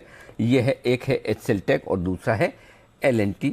यहाँ पर खरीदारी करें आप। 1785 L&T, 1180-1200 HCL टेक, ये 2 स्टॉक में खरीदारी करने का इरादा। बहुत बहुत धन्यवाद सर, सोमवार सुबह आपसे होगी फिर मुलाकात। ओके, बढ़ते आगे। और कमजोर तो ही है बाजार, लेकिन देख लेते हैं और कहाँ क्या कुछ एक्शन होता हुआ दिख रहा है। आइए, मामला ढीला ही है, मिल गया, मजा नहीं आ रहा, कोई ऐसा कहीं रिकवरी के संकेत दिख नहीं है। और स्टॉक्स में हालत थोड़ी सी आज ज्यादा खराब होती दिख रही थी। आज वो अलग दिख रहा है, यूजुअली हम देख रहे हैं कि स्टॉक्स होल्ड आउट कर रहे हैं, बट आज इंडेक्स के साथ साथ स्टॉक्स में भी ज्यादा वीकनेस आई है। चलिए ठीक है, ये है आपके लिए पूरा का पूरा एक्शन। इस बीच IRCTC ये है कमजोर। क्यों है कमजोर, बताने के लिए तैयार है वरुण दुबे। वरुण, क्या हुआ है? IRCTC, इनकी ट्रेन तो यूक्रेन रशिया नहीं जाती नहीं नहीं जाती, देश में ही चलती है। लेकिन अब वही है कि कोविड खत्म हो गया है, तो पहले ये हो रहा था ना अनिल जी कि एक होते रिजर्वेशन होते हैं, 2S करके एक सीट होती है, सेकंड सीटिंग जिसको कहते हैं। तो जब कोविड आया था तो जो सेकंड सीटिंग थी, बेसिकली सेकंड सीटिंग में होता है कि आप डायरेक्टली जाके टिकट लेते हो और उसमें आके बैठ जाते हो। उसमें सोने का प्रबंध जो है वो नहीं होता है, वो स्लीपर नहीं होती है। तो इसके पहले ऐसा होता था कि जब जिस को सेकंड सीटिंग में जाना होता था वो जाके टिकट ले लेता था और सेकंड सीटिंग में जाके बैठ जाता था। लेकिन जब कोविड आया तब सेकंड सीटिंग का जो रिजर्वेशन है उसको भी IRCTC के प्लेटफॉर्म पर डाल दिया गया था, और उससे IRCTC की अच्छी खासी आय हो रही थी। इनफैक्ट इस कंपनी की जो कुल आय है उसमें सेकंड सीटिंग से होने वाली आय का जो कुल हिस्सा था वो करीब 38% के आसपास का था। लेकिन अब क्योंकि कोविड खत्म हो चुका है, सारी खत्म तो नहीं हुआ लेकिन हाँ कम हो चुका है, और जितनी भी ट्रेन है वो फिर से शुरू हो चुकी है और काफ़ी हद तक नॉर्मल सी आ चुकी है। इसके लिए सेकेंड सीटिंग के जो रिजर्वेशन है उसको IRCTC के पोर्टल से हटाया जा रहा है, और फिर से आप जाके नॉर्मल टिकट विंडो से जाके सेकंड सीटिंग की टिकट लेके गाड़ी में बैठ सकते हैं। तो इससे तकलीफ ये होगी कि इस कंपनी की जो ओवरऑल रेवेन्यूज है वो कम होंगे। करीब मैंने कहा कि 38% के आसपास की रेवेन्यू जो इस कंपनी की अब तक करीब इससे आती थी, और वॉल्यूम जो है उसमें करीब 30% के आसपास का कंट्रीब्यूशन जो है वो इस सेकंड सीटिंग का था। ये बंद होने से टिकटिंग आय में करीब 15 से 20% के आसपास की गिरावट आ सकती है, और कुल आय अगर आप देखेंगे तो उसमें करीब 15% के आसपास की गिरावट आ सकती है नॉन टिकटिंग आय से, और कुल आय में करीब 6 से 8% के आसपास की गिरावट आ सकती है। EPS पे अगर आप देखेंगे तो करीब 12 से 15% का इम्पैक्ट जो है इस कंपनी पे पड़ेगा, ऐसी कुछ रिपोर्ट सजेस्ट कर रही है। लेकिन ये तो नेगेटिव पॉइंट्स हुई, कुछ पॉजिटिव पॉइंट्स जिसको मार्केट इग्नोर कर रहा है वो भी मैं आपको बताता हूँ। अगर सेकेंड सीटिंग की कैटेगरी खत्म हो जाती है तो इस कंपनी की पर टिकट रियलाइजेशन जो है वो बढ़ जाएगा, क्योंकि सेकंड सीटिंग में जो ओवरऑल मार्जिन था वो काफ़ी कम था। अब ये कंपनी जो है वो खासकर AC और बाकी सीटिंग की रिजर्वेशन करेगी जहाँ पे मार्जिन ज़्यादा होते हैं, तो रियलाइजेशन बढ़ेंगे। और दूसरी चीज़, एक और चीज़ याद रखनी चाहिए, अगर कच्चे तेल के दाम ऐसे ही बढ़ते रहे ना तो हवाई किराया या फिर अन्य किराया बढ़ जाएगा, तब आप शिफ्ट करेंगे रेलवे पे ही। तो जो ओवरऑल वॉल्यूम से वो आगे बढ़ सकते हैं। तो अभी तो ज़्यादा इलेक्ट्रिक वाले हो गए, यहाँ पे भी डीजल वाली चलती है ना ट्रेन। नहीं अनिल जी, कौन डीजल बहुत कम है, बहुत कम है। जहाँ पे इलेक्ट्रिसिटी का वो नहीं है वहाँ पे चलते हैं। अच्छा, मतलब आप छोटी जगहों पे जाते ही नहीं जहाँ डीजल वाले इंजन चलते। इनफैक्ट अनिल जी, मैं जहाँ जाता था वहाँ पे बीच में एक स्टेज ऐसा आता था जहाँ पे इलेक्ट्रिक का इंजन था ही नहीं, तो वहाँ पे इलेक्ट्रिक चेंज होता था, इंजन डीजल का लगता था और फिर मैं उस स्टेशन पे। कोयले वाले में भी? हाँ, कोयले वाले में। हाँ, कोयले वाले में बैठा हूँ मैं तो। बैठा? हाँ, क्यों नहीं। हम तो बैठते थे और बाहर में खिड़की में ऐसे निकल के ऐसे देखो ना, कोयले धुआं निकलता हुआ। धुआं नहीं है, 25-50 ग्राम कोयले हो जाते थे सर में। जब घर जाके नहाओ तो पता चलता बहुत सारे कोयले। हम मुंबई से जब पढ़ाई करते थे, मुंबई से राजस्थान जाते थे चित्तौड़ ट्रेन में, तो टाइम भी पूरा लगता था और तो लंबी जर्नी भी लंबी जर्नी थी, 18-20 घंटे लगते थे और कोयला लेके जाते थे पूरा घर पे। वो भी मजे थे, क्या दिन थे वो भी। चलिए, तो ये है आपके IRCTC। लेकिन एक चीज बताइए, ये इससे वॉल्यूम्स पर असर आएगा? इसका वॉल्यूम्स पे असर आएगा नहीं जी, आय पे भी असर आएगा, क्योंकि आपकी अच्छी खासी आय वहाँ से आ रही थी, करीब 38% के आसपास की आय आ रही थी वहाँ से। अब वो निकल जाएगा, जाके विंडो से लोग लेंगे टिकट, तो आपके पोर्टल से तो लेने वाले हैं नहीं वो। बेसिकली सर वो जो जनरल कैटेगरी होती है वो बंद कर दी थी कोविड के लिए, अब वो वापस आ गई है। उस समय कोविड में आपको रिजर्वेशन करनी पड़ी थी IRCTC। हाँ, बिना रिजर्वेशन आपको अलाउ नहीं करते थे अंदर। अब वो चल गया है, अब वो हट जाएगा। जैन साहब, फर्क पड़ेगा इसका?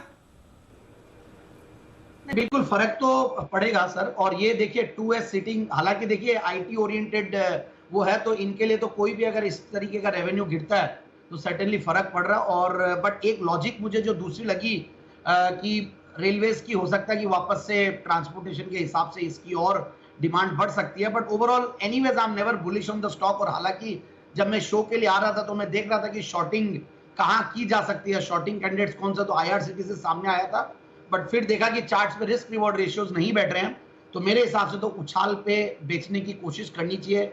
Very high valuations just because के थोड़े PSU स्टॉक्स हो सकते हैं कि LIC के IPO के पहले मेंटेन्ड हो, इसलिए नहीं टूट रहा, बट आज ये टेक्निकली देखा जाए तो 200 डेमा के नीचे डिसाइसिवली ट्रेड कर रहा है, तो ये न्यूज का इंपैक्ट नेगेटिव है। सो फंडामेंटली भी नेगेटिव न्यूज है, टेक्निकली भी वीक लग रहा है, और वैल्यूएशंस मुझे एनीवेज बहुत ज्यादा हाई लगते हैं। सो लेट्स सी, मुझे बाइंग की राय तो बिल्कुल भी नहीं है, सेलिंग अपॉर्चुनिटीज ऑन बाउंस देखना चाहिए।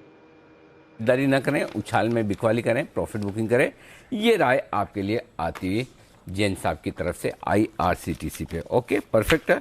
और आइए बढ़ते आगे, एक ऑप्शन की स्ट्रेटेजी देने के लिए तैयार है किरण जी। किरण का कमाल।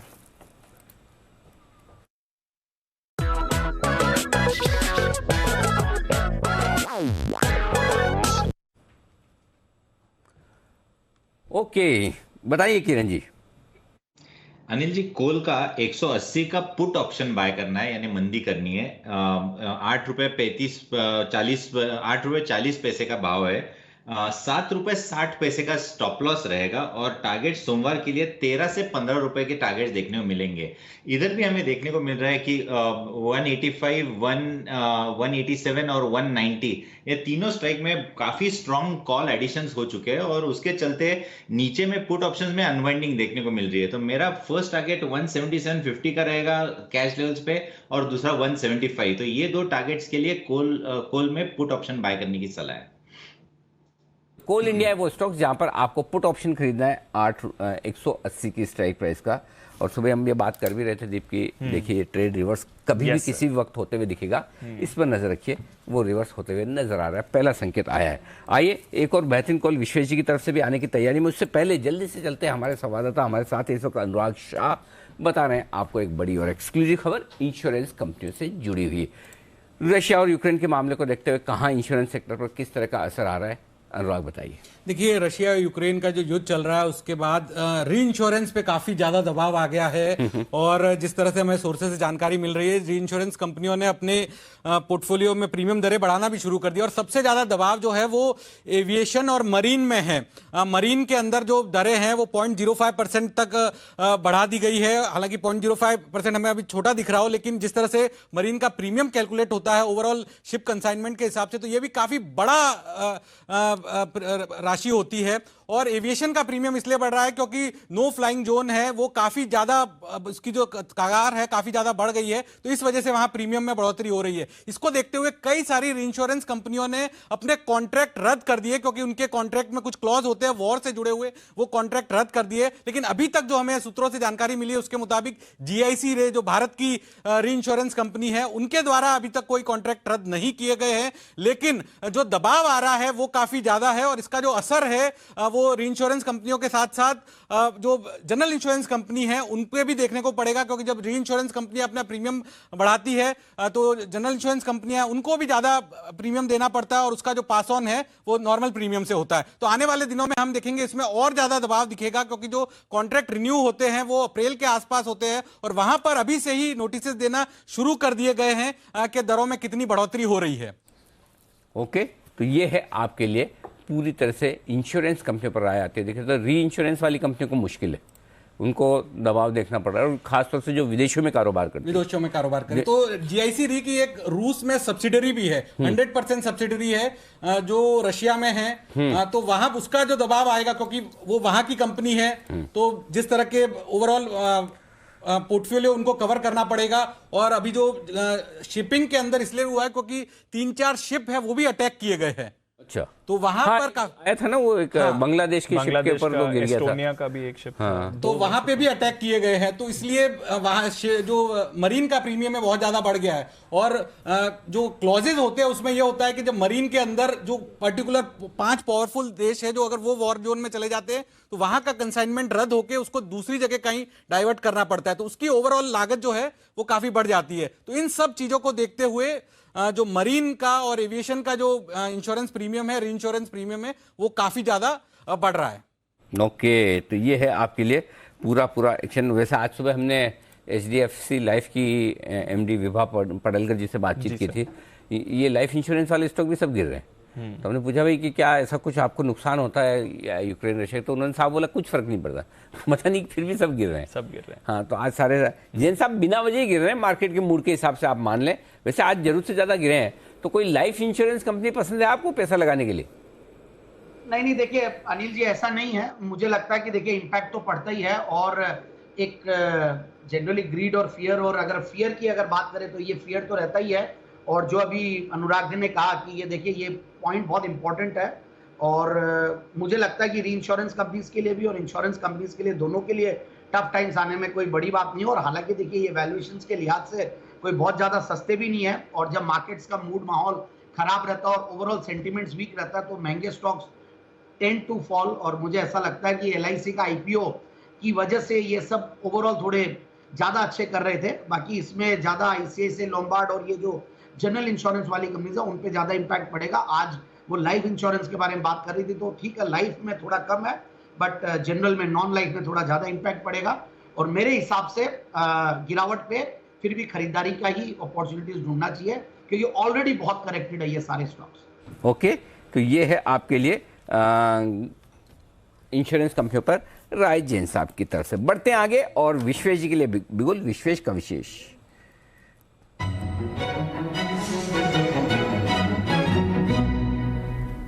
पक्का कुछ न कुछ बेचेंगी विश्वेश जी, क्या बचा है अब बेचने के लिए?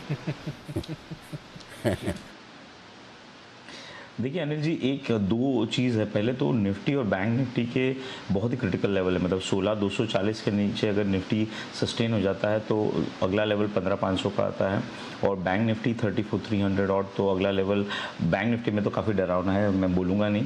तो मुझे पर्सनली ऐसा लगता है अनिल जी मार्केट वीक है, और ये जो आएगा सेलिंग वो ग्लोबली आएगा। इवन दो हमारे यहाँ पोजीशन जो है वो शायद ओवरऑल लाइट है, तो इसकी वजह से हम रिकवर हो जाते हैं, लेकिन डिलीवरी बेस्ड सेलिंग है। तो पहला और across the market Anil ji सारे स्टॉक्स अपने 200 एवरेजेस तोड़ रहे हैं, तो मुझे लगता है I have seen this kind of pattern in past, और बहुत हंकी डोरी लगता है अनिल जी, और all of a sudden levels टूटते हैं और वैसे वैसे नेगेटिव न्यूज़ फ्लो आना जाता है। जो बंदा सबसे ज़्यादा पॉजिटिव होता है बोलता है यार अब तो क्या करे, अब तो प्राइस रिएक्ट हो रहा है, but you know fundamentals are not justifying. तो उसी तरह का कुछ सिचुएशन मुझे समझ में आ रहा है। तो बेचना है अनिल जी TVS मोटर 556 के आसपास चल रहा है, भाई बात करते करते काफ़ी नीचे आ गया। मुझे लगता है अगर 560 तक आता है तो भी बेचना चाहिए। This is the typical stock जो कंसोलिडेट हुआ 200 एवरेज पे और अब ब्रेक डाउन हुआ है और यहाँ पे एटलीस्ट 5 to 7% का कट मुझे नजर आ रहा है। यहाँ पे 565 का स्टॉप लॉस रखेंगे अनिल जी, 535 और 510 ये दो टारगेट रहेंगे। और जिस हिसाब से अनिल जी निफ्टी जा रहा है मुझे लगता है मंडे कुड बी द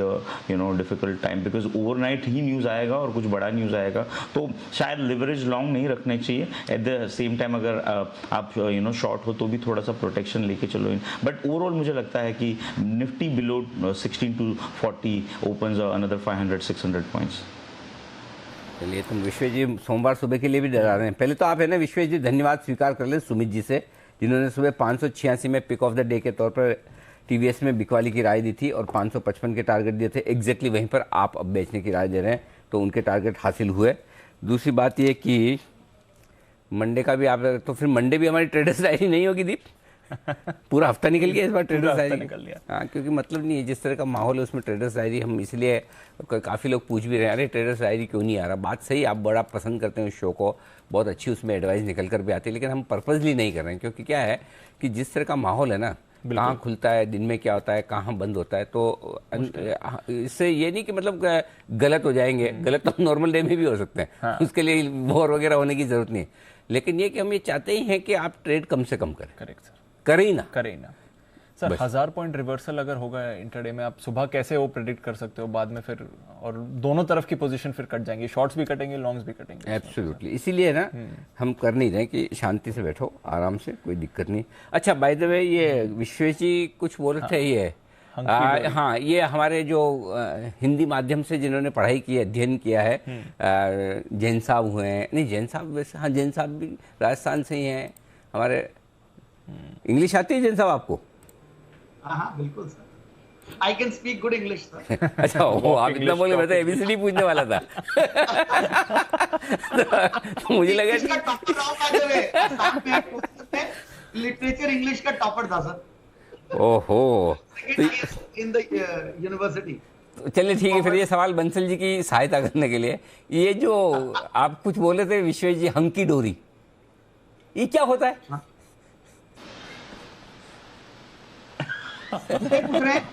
हाँ कुछ बोले थे विशेष जी। अच्छा विशेष जी, वो पूरा सेंटेंस बताओ जरा, वो बैकग्राउंड जिसमें आपने हंकी डोरी बोला, क्या वो उसका पूरा मुझे याद नहीं रहा वो सेंटेंस, क्योंकि उसके बाद भी आपका भाषण बहुत लंबा था ना, तो मैं वो वाला सेंटेंस भूल गया।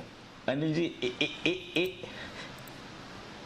जी एक मिनट लूंगा। 2008 की स्टोरी है, मैंने मेरा जस्ट करियर शुरू किया था and I was considered to be a very young analyst on our floor, leading top broking house है वहाँ पे, और मैं चार्ट देखता था और थोड़ा बहुत फंडामेंटल आता था, और रोज 3 बजे मार्केट बेचना है ये हमारा व्यू होता था। तो हमारा जो सारा डीलिंग डेस्क होता था, RM डेस्क होता था, बोला तुझे पता भी है मार्केट क्या चलता है, इंडिया ये हो जाएगा, इंडिया वो हो जाएगा। मैंने बोला ये समझ में नहीं आता, ये लेवल निकलेगा तो तेजी कर लेंगे। और फिर पहला राउंड आया, मुझे अच्छे से याद है 5-6 जैन के पास जब गिरना शुरू हुआ, फिर दूसरा राउंड आया, और जब तीसरा सर्किट लगा मार्केट में तो बोलते यार फंडामेंटल तो सब ठीक है लेकिन भाव से बहुत पैसा लग गया। तो ऐसा ही होता है अनिल जी, आप बहुत ऑप्टिमिस्टिक हो, सब कुछ अच्छा लग रहा है, हंकी डोरी लग रहा है, and all of a sudden when price correct it's like जैसे मोहम्मद अली बोलता है, everybody has a plan until you get a punch in the face, so it is like that situation. Anil ji, Bansal ji समझ में आ गया जो विश्वेश जी मेरे समझ में नहीं आया, आपके आ गया? देखिए अनिल जी, मैं बताता हूँ आपको कि देखिए हमारा तो अनिल जी बचपन की शुरुआत हुई थी हमटी डमटी से। तो अनिल जी जैन साहब ऐसे जो टॉपर है इंग्लिश के, ये मिलते रहते हैं ऐसे लोग। और अनिल जी ये जो हंकी डोरी है ना, ये अनिल जी स्लैंग है, ये जो टॉपर्स होते हैं ना, ये दूसरे को मतलब कि कॉम्प्लेक्स दिलाने के लिए करते हैं अनिल जी। अपने आने का ही नहीं कॉम्प्लेक्स में, कोई टेंशन नहीं, अपने पास बहुत सारे दूसरे तरीके विश्वेश जी के लिए, चिंता मत कीजिए। ओके, तो विश्वेश जी की राय है टीवीएस मोटर्स में बिकवाली करने की इस वक्त आती दिख रही है। मैं सोचता हूँ थोड़ी देर माहौल हल्का फुल्का रखा जाए और 25-50 नीचे गिर जाता है। मैं कोशिश करता हूँ कि अब ठीक होगा, यहाँ पे थोड़ा मूड ठीक होगा, फिर वापस देखता हूँ स्क्रीन पे 40 पॉइंट फिर नीचे। ये तो गजब ही, मतलब रुक ही नहीं रहा है। देखो आप आज तो मतलब 16,250 के नीचे क्लोजिंग की तैयारी कर रहा है, क्या 3:05 हुए हैं, मामला गड़बड़ है। एग्जैक्टली उस लेवल पर ही है। ओहो, सिचुएशन खराब है। आइए बिगुल अगला वागले साहब के लिए।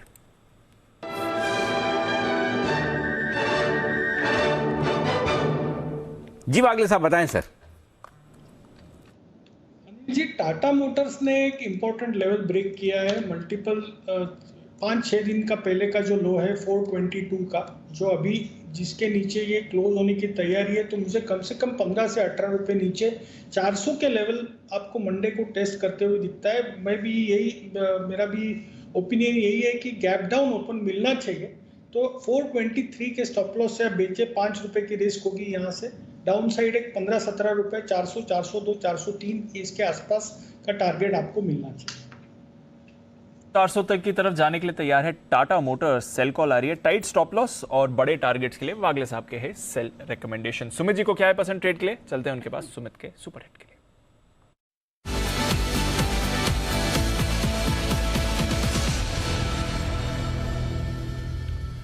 बताएं सुमित जी। दीपांशु, मेरे पास भी सेल कॉल है और मेरे को लग रहा है कि मेटल्स के अंदर थोड़ा सा बाइंग जो इतना देखने को मिला था उसके बाद थोड़ा सा प्रॉफिट बुकिंग आना चाहिए। तो यहाँ पे जो स्टॉक मेरे रडार पे आया है उसका भी भाव चल रहा है 149। स्टॉक का नाम है एनएमडीसी। एनएमडीसी के अंदर छोटा सा प्रॉफिट बुकिंग यहाँ से मिलना चाहिए। 153 का स्टॉप लॉस से एनएमडीसी को यहाँ पे सीएमबी पे बेचे और 1 से 2 दिनों के लिए जो नीचे में लेवल्स देखने को मिल सकते हैं एनएमडीसी के अंदर, वो 145 रुपए से लेके 143 रुपए तक के देखने को मिल सकते हैं। तो 1 से 2 दिनों के लिए एनएमडीसी के अंदर यहाँ पे सीएमबी में बिकवाली करें, ऊपर के अंदर 153 का स्टॉप लॉस लगाएं और नीचे के अंदर 145 और 143 ये 2 लेवल देखने को मिल सकते हैं। बिकवाली ये इंटरेस्टिंग है। बैंक्स तो फिसल रहे हैं, वो तो कमजोर ही रहे हैं, बट मेटल्स जो होल्ड आउट कर रहे थे ये भी गिर रहे हैं। लग रहा है कि वीकेंड से पहले पोजीशंस लोग हल्की करके ही जा रहे हैं। कैरी फॉरवर्ड करने का इस समय भरोसा नहीं दिख रहा है बाजार में, तो गिरावट वहां पर आ रही है। बैंक्स और फाइनेंशियल्स में भी वीकनेस है। इंडिया बुल्स हाउसिंग, एक बार इस पर भी चेक ले लेते हैं। अभी तक बैन में तो आया नहीं है, इस सीरीज का 1 हफ्ता हो गया है। वागले साहब, 150 का भी लेवल तोड़ दिया। सुबह थोड़ी अच्छी शुरुआत हुई थी, बट उसके बाद दोबारा फिसलते हुए India bulls housing sir. Deepanshu, पिछले 3 दिनों में ये बार बार बाउंस हो रहा था, लेकिन 157 के ऊपर नहीं जा रहा था। 155, 157 ये 4 बार जाके फिर वहां से फिसला है। तो वो स्टॉप लॉस से आपको एवरी बाउंस पे बेचना है। मुझे ये 130 के लेवल्स दिखाई देते हैं अगले 2 से 3 दिनों में। तो ये है आपके लिए इंडिया बुल्स हाउसिंग, जहां पर आप और वीकनेस यहां से एक्सपेक्ट कर सकते हैं। रेन इंडस्ट्रीज, किरण जी इस पर राय डालें जरा सर। फिर से गिर रहा है, काफी वॉलेटाइल स्टॉक रहा है, बट एसेंशियली पिछले 1 महीने का चार्ट देखें तो काफी कमजोर है। 240 से अब 175 पर आ गया। बिल्कुल दीप, मार्केट के चलते मुझे इसने एक बहुत बड़ा ट्रायंगुलर पैटर्न का ब्रेक डाउन होते हुए हमने 210 के आसपास देखा। उसके बाद कोई relief rally meaningful relief rally देखने को नहीं मिल रही है। और मेरा मानना है कि जो ये ट्रायंगल पैटर्न का ब्रेकआउट है उसका टारगेट आता है 150 के आसपास। तो 150 का टारगेट मान के चलना चाहिए किसी के शॉर्ट पोजीशन से। तो लॉन्ग पोजीशन से तो काटने की सलाह होगी। लॉन्ग पोजीशन से तो काट के ही चलिए, ये राय है आपके लिए। रेन इंडस्ट्रीज पर काफी वॉलेटाइल रहा है जब से इसके नतीजे आए हैं। सुमित जी के पास वापस चलते हैं, एक और कॉल, सुमित का सुपर हिट।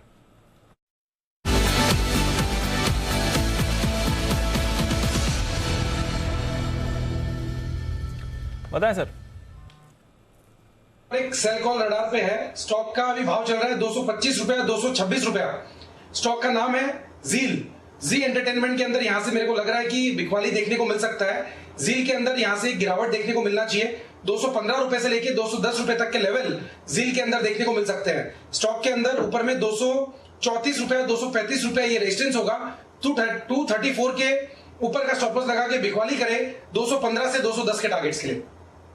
ओके, तो ये है आपके लिए जी एंटरटेनमेंट, जहां पर आपको करके चलनी है बिकवाली। इस बीच आईटीसी, इस पर रखिए नजर। होल्ड आउट कर रहा था स्टॉक का अच्छी तरह से और रिसेंटली इसने पार्टिसिपेट किया है, बल्कि बाजार को आउट परफॉर्म किया है आईटीसी। और अनिल जी, इंटरेस्टिंग रिसर्च है आईटीसी पर। इस गिरावट में तो इसने आउट परफॉर्म किया ही है। अगर आप थोड़ा टाइम होराइजन बढ़ाएंगे, कोविड से अब तक का लेवल लेंगे, लगभग 2 साल की अगर आप बात करें, तो आईटीसी उतना खराब नहीं है सर जितना इसको क्या बात कर, मैं मानते नहीं इसी बात। जितना बदनाम किया उतना खराब नहीं। बहुत बदनाम है। कोई प्रूफ है आपके पास? प्रूफ है, बताइए। वरुण है तैयार? जैसे कि आप कहते हैं कि डेटा सबसे बड़ा प्रूफ है। हाँ, सही बात है। डेटा ये जो कि प्रूव कर रहा है कि आईटीसी ने अंडर परफॉर्म क्या बात कर। हाँ आईटीसी अच्छा है? क्यों नहीं अच्छा है अनिल जी? बताइए। किरण जी के बाद आप दूसरे। कोविड लो से दुगना हो चुका है स्टॉक।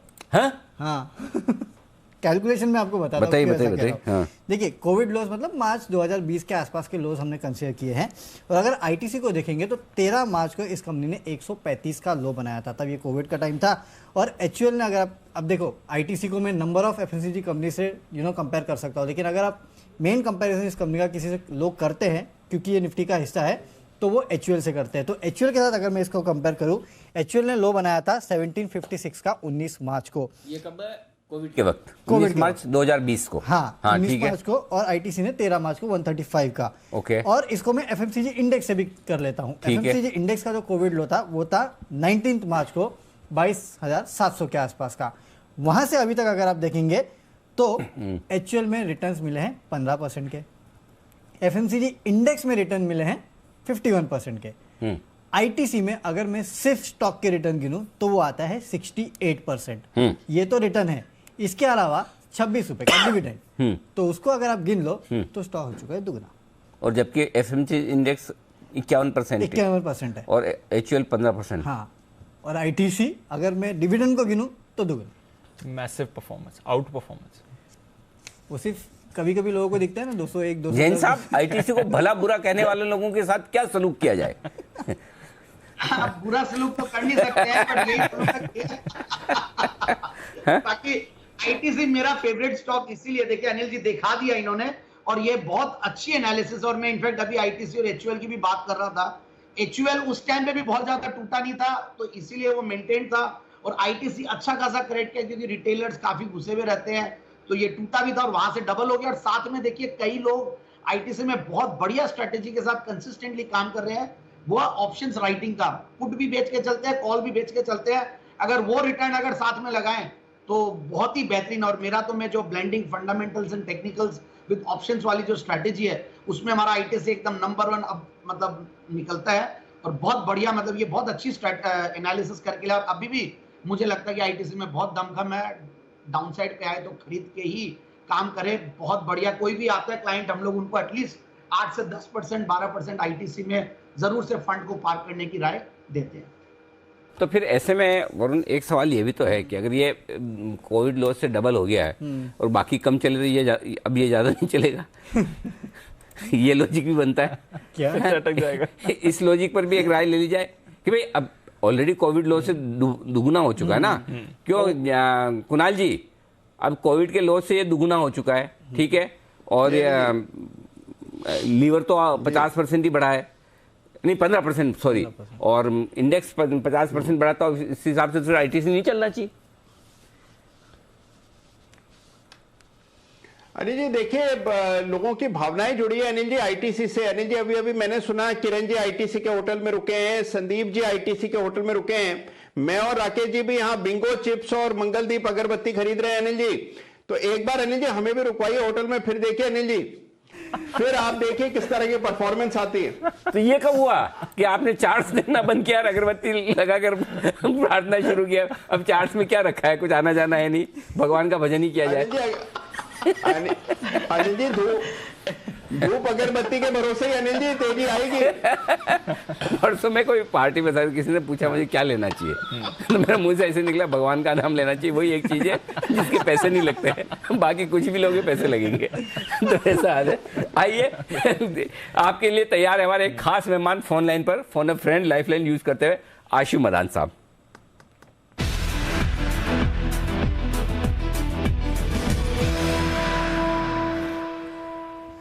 स्वागत है आपका आशु सर। बताएं सर, क्या व्यू बन रहा है मार्केट पर?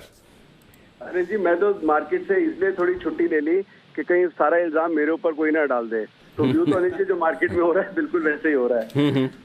और अनिल जी एक और चीज इंपॉर्टेंट जो भी आप डिस्कशन कर रहे थे उसमें मैं एक ऐड करता हूँ, जो शायद वरुण ने मिस की, बहुत इंपॉर्टेंट चीज है। आईटीसी को अनिल जी ये कोविड लॉस से कंपेयर मत करिए। आईटीसी को अगर करना है तो लास्ट 1 ईयर के रिटर्न चेक करिए, इसने एचडीएफसी बैंक से ज्यादा अच्छे रिटर्न दिए हैं।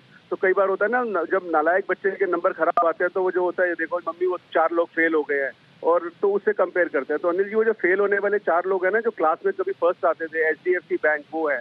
लोगों को अभी भी समझ नहीं आ रहा कि म्यूचुअल फंड रिटर्न में भी और अपने डायरेक्ट इन्वेस्टिंग में भी ये जो HDFC का मोजो है ये बिल्कुल खत्म हो गया है। और HDFC group has been the most under performing group in the last 1 year. And if you check sir, ये रिसर्च करवाओ, लास्ट 1 ईयर में including dividend return ITC has given better return than HDFC bank. तो Anil ji ITC के favour में मैं ये बात बोल रहा हूँ आपको।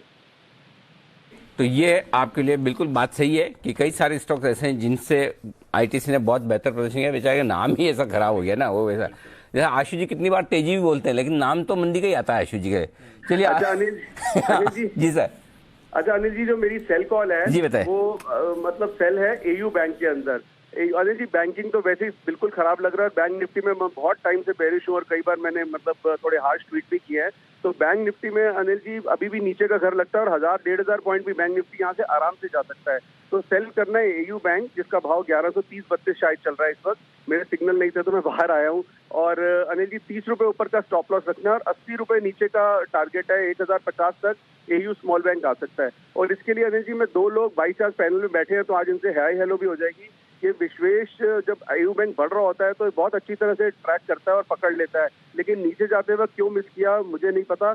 और जैन साहब का तो अनिल जी वो बहुत मतलब प्यारा बैंक है, तो वो कभी भी नहीं बोलते। बट अनिल जी फंडामेंटली मतलब मैं जैन साहब से पूछता हूँ, प्राइस टू बुक अगर प्राइवेट बैंक की देखो, मोस्ट एक्सपेंसिव बैंक है प्राइवेट बैंक के अंदर AU बैंक। और मुझे नहीं समझ आती कि ये वैल्यूएशन उसकी किस चीज़ के लिए है। क्या रिटेल बैंकिंग बहुत अच्छी है, क्रेडिट कार्ड बहुत अच्छा है, ब्रांचेस बहुत ज़्यादा है, कासा बहुत ज़्यादा है। ठीक है, एक निश मॉडल होता है, रीजनल फॉर्मिडेबल प्लेयर होते हैं। बट अनिल जी मुझे ये मतलब मेरे लिए फर्स्ट अवेलेबल अपॉर्चुनिटी में सेल होता है, तो I think AU bank is a sell call. बिल्कुल आप सेल कर रहे हैं, इसमें कोई डाउट नहीं। जैन साहब हमारे फंडामेंटल एक्सपर्ट है। बाकी पूरी दुनिया बदल जाए इधर से उधर, जैन साहब को आप बदल नहीं पाएंगे। वो बढ़िया होगा, गिरेगा तो नीचे में लेंगे। हाँ, ये सवाल आपका विश्वेश जी की तरफ है, ये जायज है। विश्वेश जी जवाब दीजिए, आपने सेल कॉल क्यों नहीं दिया? अनिल जी मैं तो गिन चुन के दिन कुछ आता हूँ और आधे ज्यादा दिन मुँह आ जाता है, तो मेरे हिसाब से डेफिनेटली सेल है। और अनिल जी क्या है, थोड़ा बहुत टाइम रहता है, उसमें भी मशक्कत यही लगती है कि वागले जी पहले दे देंगे या राकेश जी दे देंगे और कुणाल जी कॉमेडी शुरू कर देंगे, तो उसके बीच में थोड़ा बहुत टाइम मिलता है, उसमें कॉल दे देते हैं। बट अगर मुझे पूछे तो मैं आशु जी के साथ सहमति रखता हूँ। 950 lower end of the range है, तो 1120 चल रहा है, मुझे लगता है अनिल जी 950 तक आएगा। थोड़े बड़े नंबर लगते हैं फिलहाल सुनने के लिए, लेकिन अनिल जी ये स्टॉक ने कुछ नहीं किया। 2021 मतलब मार्च 2021 से अपर एंड ऑफ द रेंज 1300 है और lower end of the range 950 है। 950 तक आना चाहिए अनिल जी। स्टॉप लॉस मेरे हिसाब से वो जो बोल रहे हैं ना, वो थोड़ा कंजर्वेटिव है। मैं बोलूंगा स्टॉप लॉस थोड़ा बड़ा रखना चाहिए। 1184 का 200 एक्सपोनेंशियल मूविंग एवरेज ब्रेक हुआ है, lower end of the range 950 तक आना चाहिए। अनिल जी मेरा व्यू बैंक निफ्टी पे बहुत नेगेटिव है, तो मुझे लगता है आई थिंक बैंकिंग स्टॉक्स गिर सकते हैं, जिसमें से एक AU भी हो सकता है। ओके, तो ये है आपके लिए राय आती हुई AU स्मॉल फाइनेंस बैंक पर 1050 के टारगेट के लिए 1155 के 1180 के स्टॉप लॉस के, जैसा आपको ठीक लगे वहां स्टॉप लॉस लगाइए। आइए बढ़ते हैं आगे, और अब वक्त है किरण जी के कमाल का।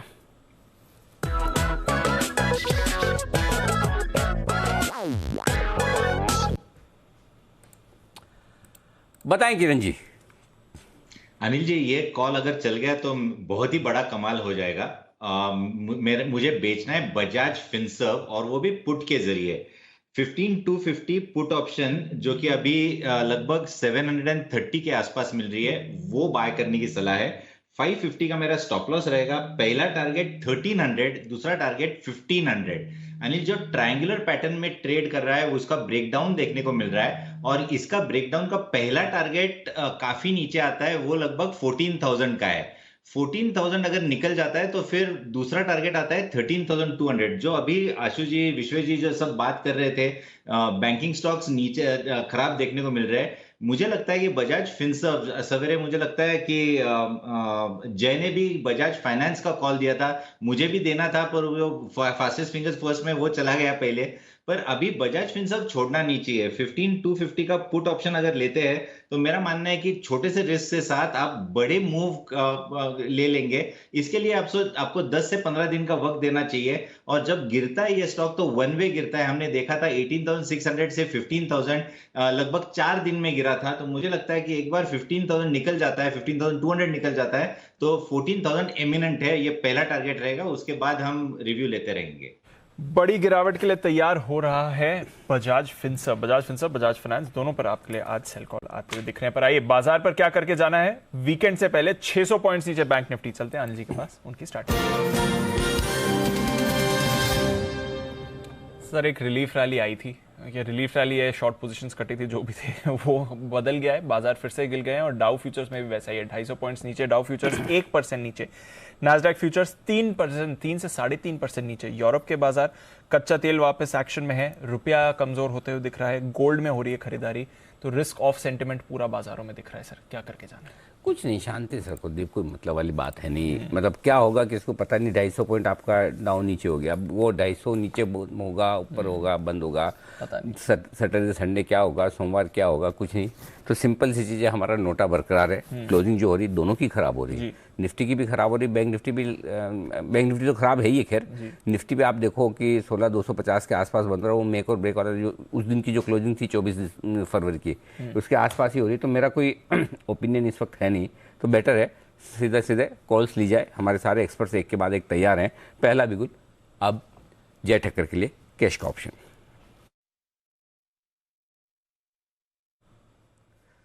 जय बताइए जरा आपके ऑप्शन की स्ट्रेटेजी। जी Anil ji, very good afternoon to you. Anil ji, खरीदना है 34,000 के स्ट्राइक का पुट ऑप्शन बैंक निफ्टी का, जो 512 के आसपास अभी ट्रेड कर रहा है। अनिल जी, यहाँ पे आपको स्टॉप लॉस प्लेस करना होगा 287 का। 512 पर खरीदे, 287 का स्टॉप लॉस है। टारगेट अनिल जी जो ऊपर में बन रहा है दैट इज 726, एंड दूसरा टारगेट जो बन रहा है दैट इज 795। सो 726, 795 ये दो टारगेट्स के लिए आप खरीदे। बैंक निफ्टी का 34,000 के स्ट्राइक का पुट ऑप्शन है जी। यहाँ पे वीकनेस है, वीकली क्लोज भी खराब है, हाई लेवल्स 35,000 के ऊपर अभी भी टिक नहीं रहा है। उसके ऊपर अगर टिकता है तो रिवर्सल माना जाए 35,200 की रेंज के ऊपर। Till that doesn't happen one can remain bearish यहाँ पे बैंक निफ्टी पर, इसीलिए इसका पुट ऑप्शन खरीदने की सलाह है। निफ्टी 34,000 का पुट खरीदें, वापस उन लेवल्स पर जय को आपको बैंक निफ्टी आते हुए दिख रहा है। आइए सुमित जी के पास चलते हैं, सुमित के सुपर हिट के लिए।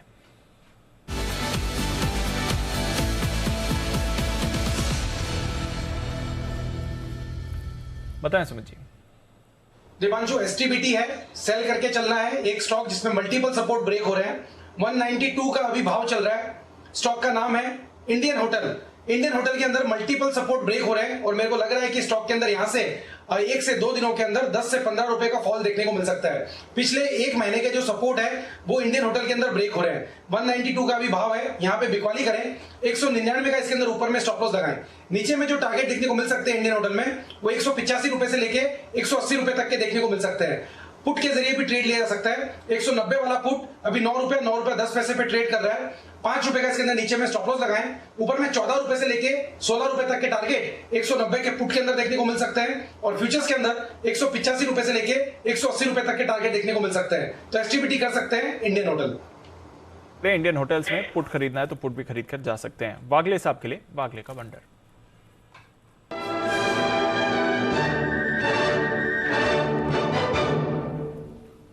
बताएं सर। दीपांशु, M&M फाइनेंस बेचना है। 138 का एक मल्टीपल सपोर्ट अभी ब्रेक हुआ है। 137.90 95 का करंट भाव है। मुझे लगता है ये 130 के मूव के लिए तैयार हो रहा है। आपको 141 का स्टॉप लॉस रखना है। 130 132 के बीच में का टारगेट मंडे को मिलना चाहिए। ओके, तो ये है आपके लिए M&M फाइनेंस पर बिकवाली किराया। और सुमित जी के कॉल देते ही 7 लाख शेयर्स के सौदे भी आपको होते हुए दिख रहे हैं इंडियन होटल्स में। तो सही समय पर सुमित जी ने इंडियन होटल्स का कॉल भी पकड़ा है। वागले साहब को बेचना है M&M फाइनेंस। आइए देखते हैं जय क्या कर रहे हैं उनके जैकपॉट शेयर के साथ।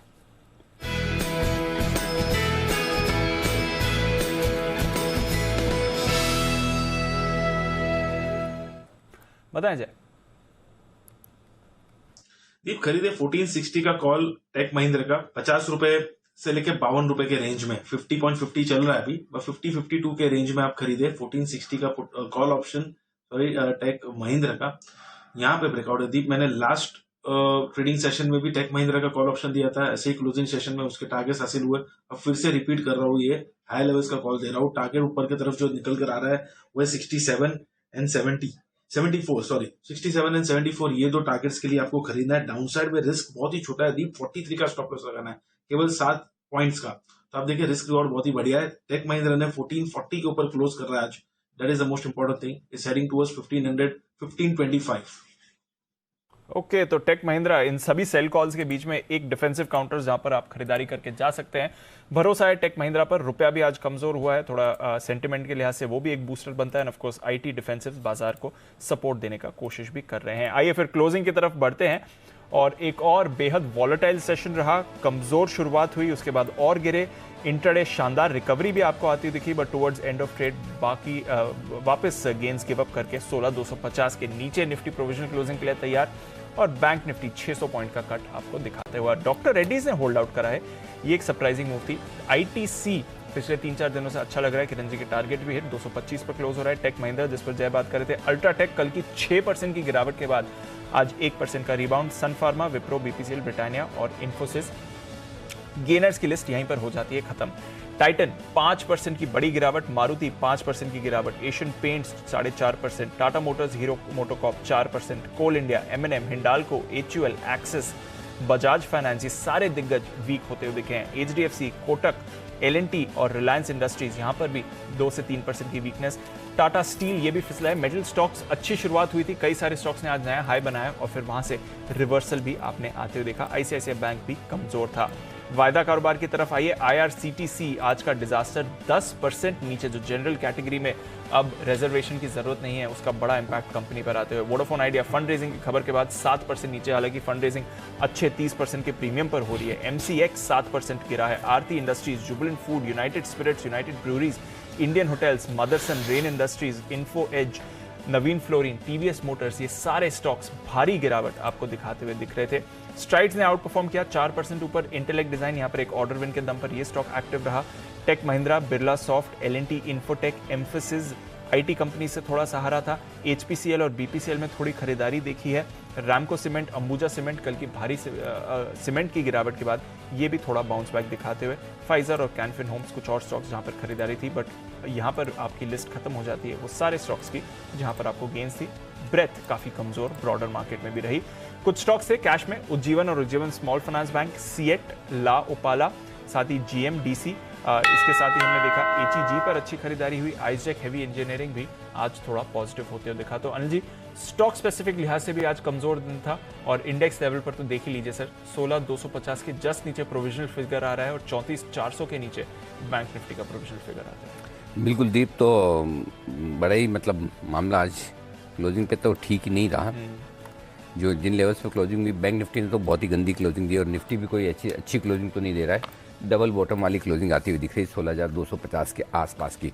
बाजार बंद होने के बाद के एक्शन के लिए आपको मैं बता दूं क्या कुछ होने वाला है। आइए बता दें, 4:30 बजे रूस यूक्रेन युद्ध से कमोडिटी बाजार में भी जबरदस्त हलचल है। एक हफ्ते में कच्चा तेल, सोना, चांदी, एग्री कमोडिटी सारे के सारे बड़ी तेजी से बढ़ रहे हैं। हालांकि हफ्ते के आखिरी में कुछ करेक्शन भी आया है ऊपर। और फाइनल क्लोजिंग आपके सामने 250 अंक नीचे निफ्टी बंद होता हुआ 17250 के बेहद करीब 17245, और वो क्लोजिंग जो मिली थी वो 17248 की थी दीप, 47 की, तो लगभग वहीं पर बंद हुआ है, 2 पॉइंट नीचे, 1.5 पॉइंट नीचे। 34407, 34400, 34600 की जो सपोर्ट रेंज दी थी, जहाँ खुला था एक्चुअली बंद वहीं हुआ है। यूँ देखा जाए तो खुला वहाँ से नीचे आया 300 पॉइंट 34100 तक, ऊपर में 35000 तक भी पहुंचा, 35100 तक, लेकिन बंद जो हुआ 34400 के आसपास, 34400, 34500 की रेंज में हम खुले थे, वहीं पर बंद हुआ है। निफ्टी भी जहां खुला था वहीं बंद हुआ है। तो आप देखिए इंटरेस्टिंग चीज़ है। तो मतलब दिन भर आपने नीचे भी देख लिया, ऊपर भी देख लिया, बंद होते होते आप वहीं पहुंचे। 768 पॉइंट नीचे बंद हुआ है सेंसेक्स आपका। ये है 1.5% का नुकसान सभी इंडेक्स में। और इस बीच जाते जाते बता दें 238 पॉइंट नीचे डाउ फ्यूचर से, 102 पॉइंट नीचे नैस्डैक फ्यूचर से। बाकी भगवान जाने सैटरडे संडे क्या होगा, सोमवार सुबह क्या होगा, कैसी खबरें आएंगी, कैसा मार्केट रहेगा, कैसे डाउ फ्यूचर्स रहेंगे, ये सब आपको किसी को कुछ भी नहीं पता, ना हमको पता है। एक गारंटी है, रशिया के बाजार की आपको चिंता नहीं करनी। बंद 8 तारीख तक। 8 तारीख बंद, 8 तारीख इसका मतलब लंबा चलेगा। अच्छा 8 तो आई रही ना, ठीक है। तो भाई ठीक है, आप आराम से वीकेंड पर शांति से बैठे एंजॉय कीजिए। ज़्यादा एसजीएक्स निफ्टी देखने के चक्कर में ना पड़े, ज़्यादा अमेरिका देखने के चक्कर में। एक काम कर लीजिएगा, सुबह 7 बजे, सोमवार सुबह 7 बजे आ जाएगा। हमारी पूरी टीम वीकेंड पर भी पूरा काम करके सारी डिटेल, सारी इन्फॉर्मेशन अभी से लेकर सोमवार सुबह तक क्या हुआ सब कुछ आपको मिल जाएगा। आराम से शांति से आप देख लीजिएगा। बजाय इसके कि इधर देखा उधर देखा, नींद खराब की दोस्तों से। हाँ, अगर आपको गप लगाने का ही शौक है, किसी दोस्त को फ़ोन करना है, हाँ भाई तेरा क्या व्यू है, मेरा क्या व्यू है, क्या करना है, क्या नहीं, मतलब दोनों, अगर आप कोई एक रशिया का एक्सपर्ट है, कोई रूस का एक्सपर्ट है, और आप वक्त के साथ एक्सपर्ट नए नए बनते जाते हैं। एक ज़माना था, हमने बहुत सारे देश में कोविड एक्सपर्ट पैदा किए, बिल्कुल।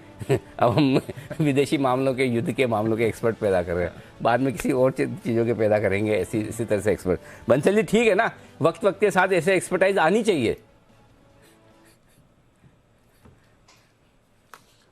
बिल्कुल अनिल जी, लेकिन ये जो आपने कोविड एक्सपर्ट का अनिल जी करके निशाना लगा रहे हैं अनिल जी, वो कहाँ लग रहा है अनिल जी?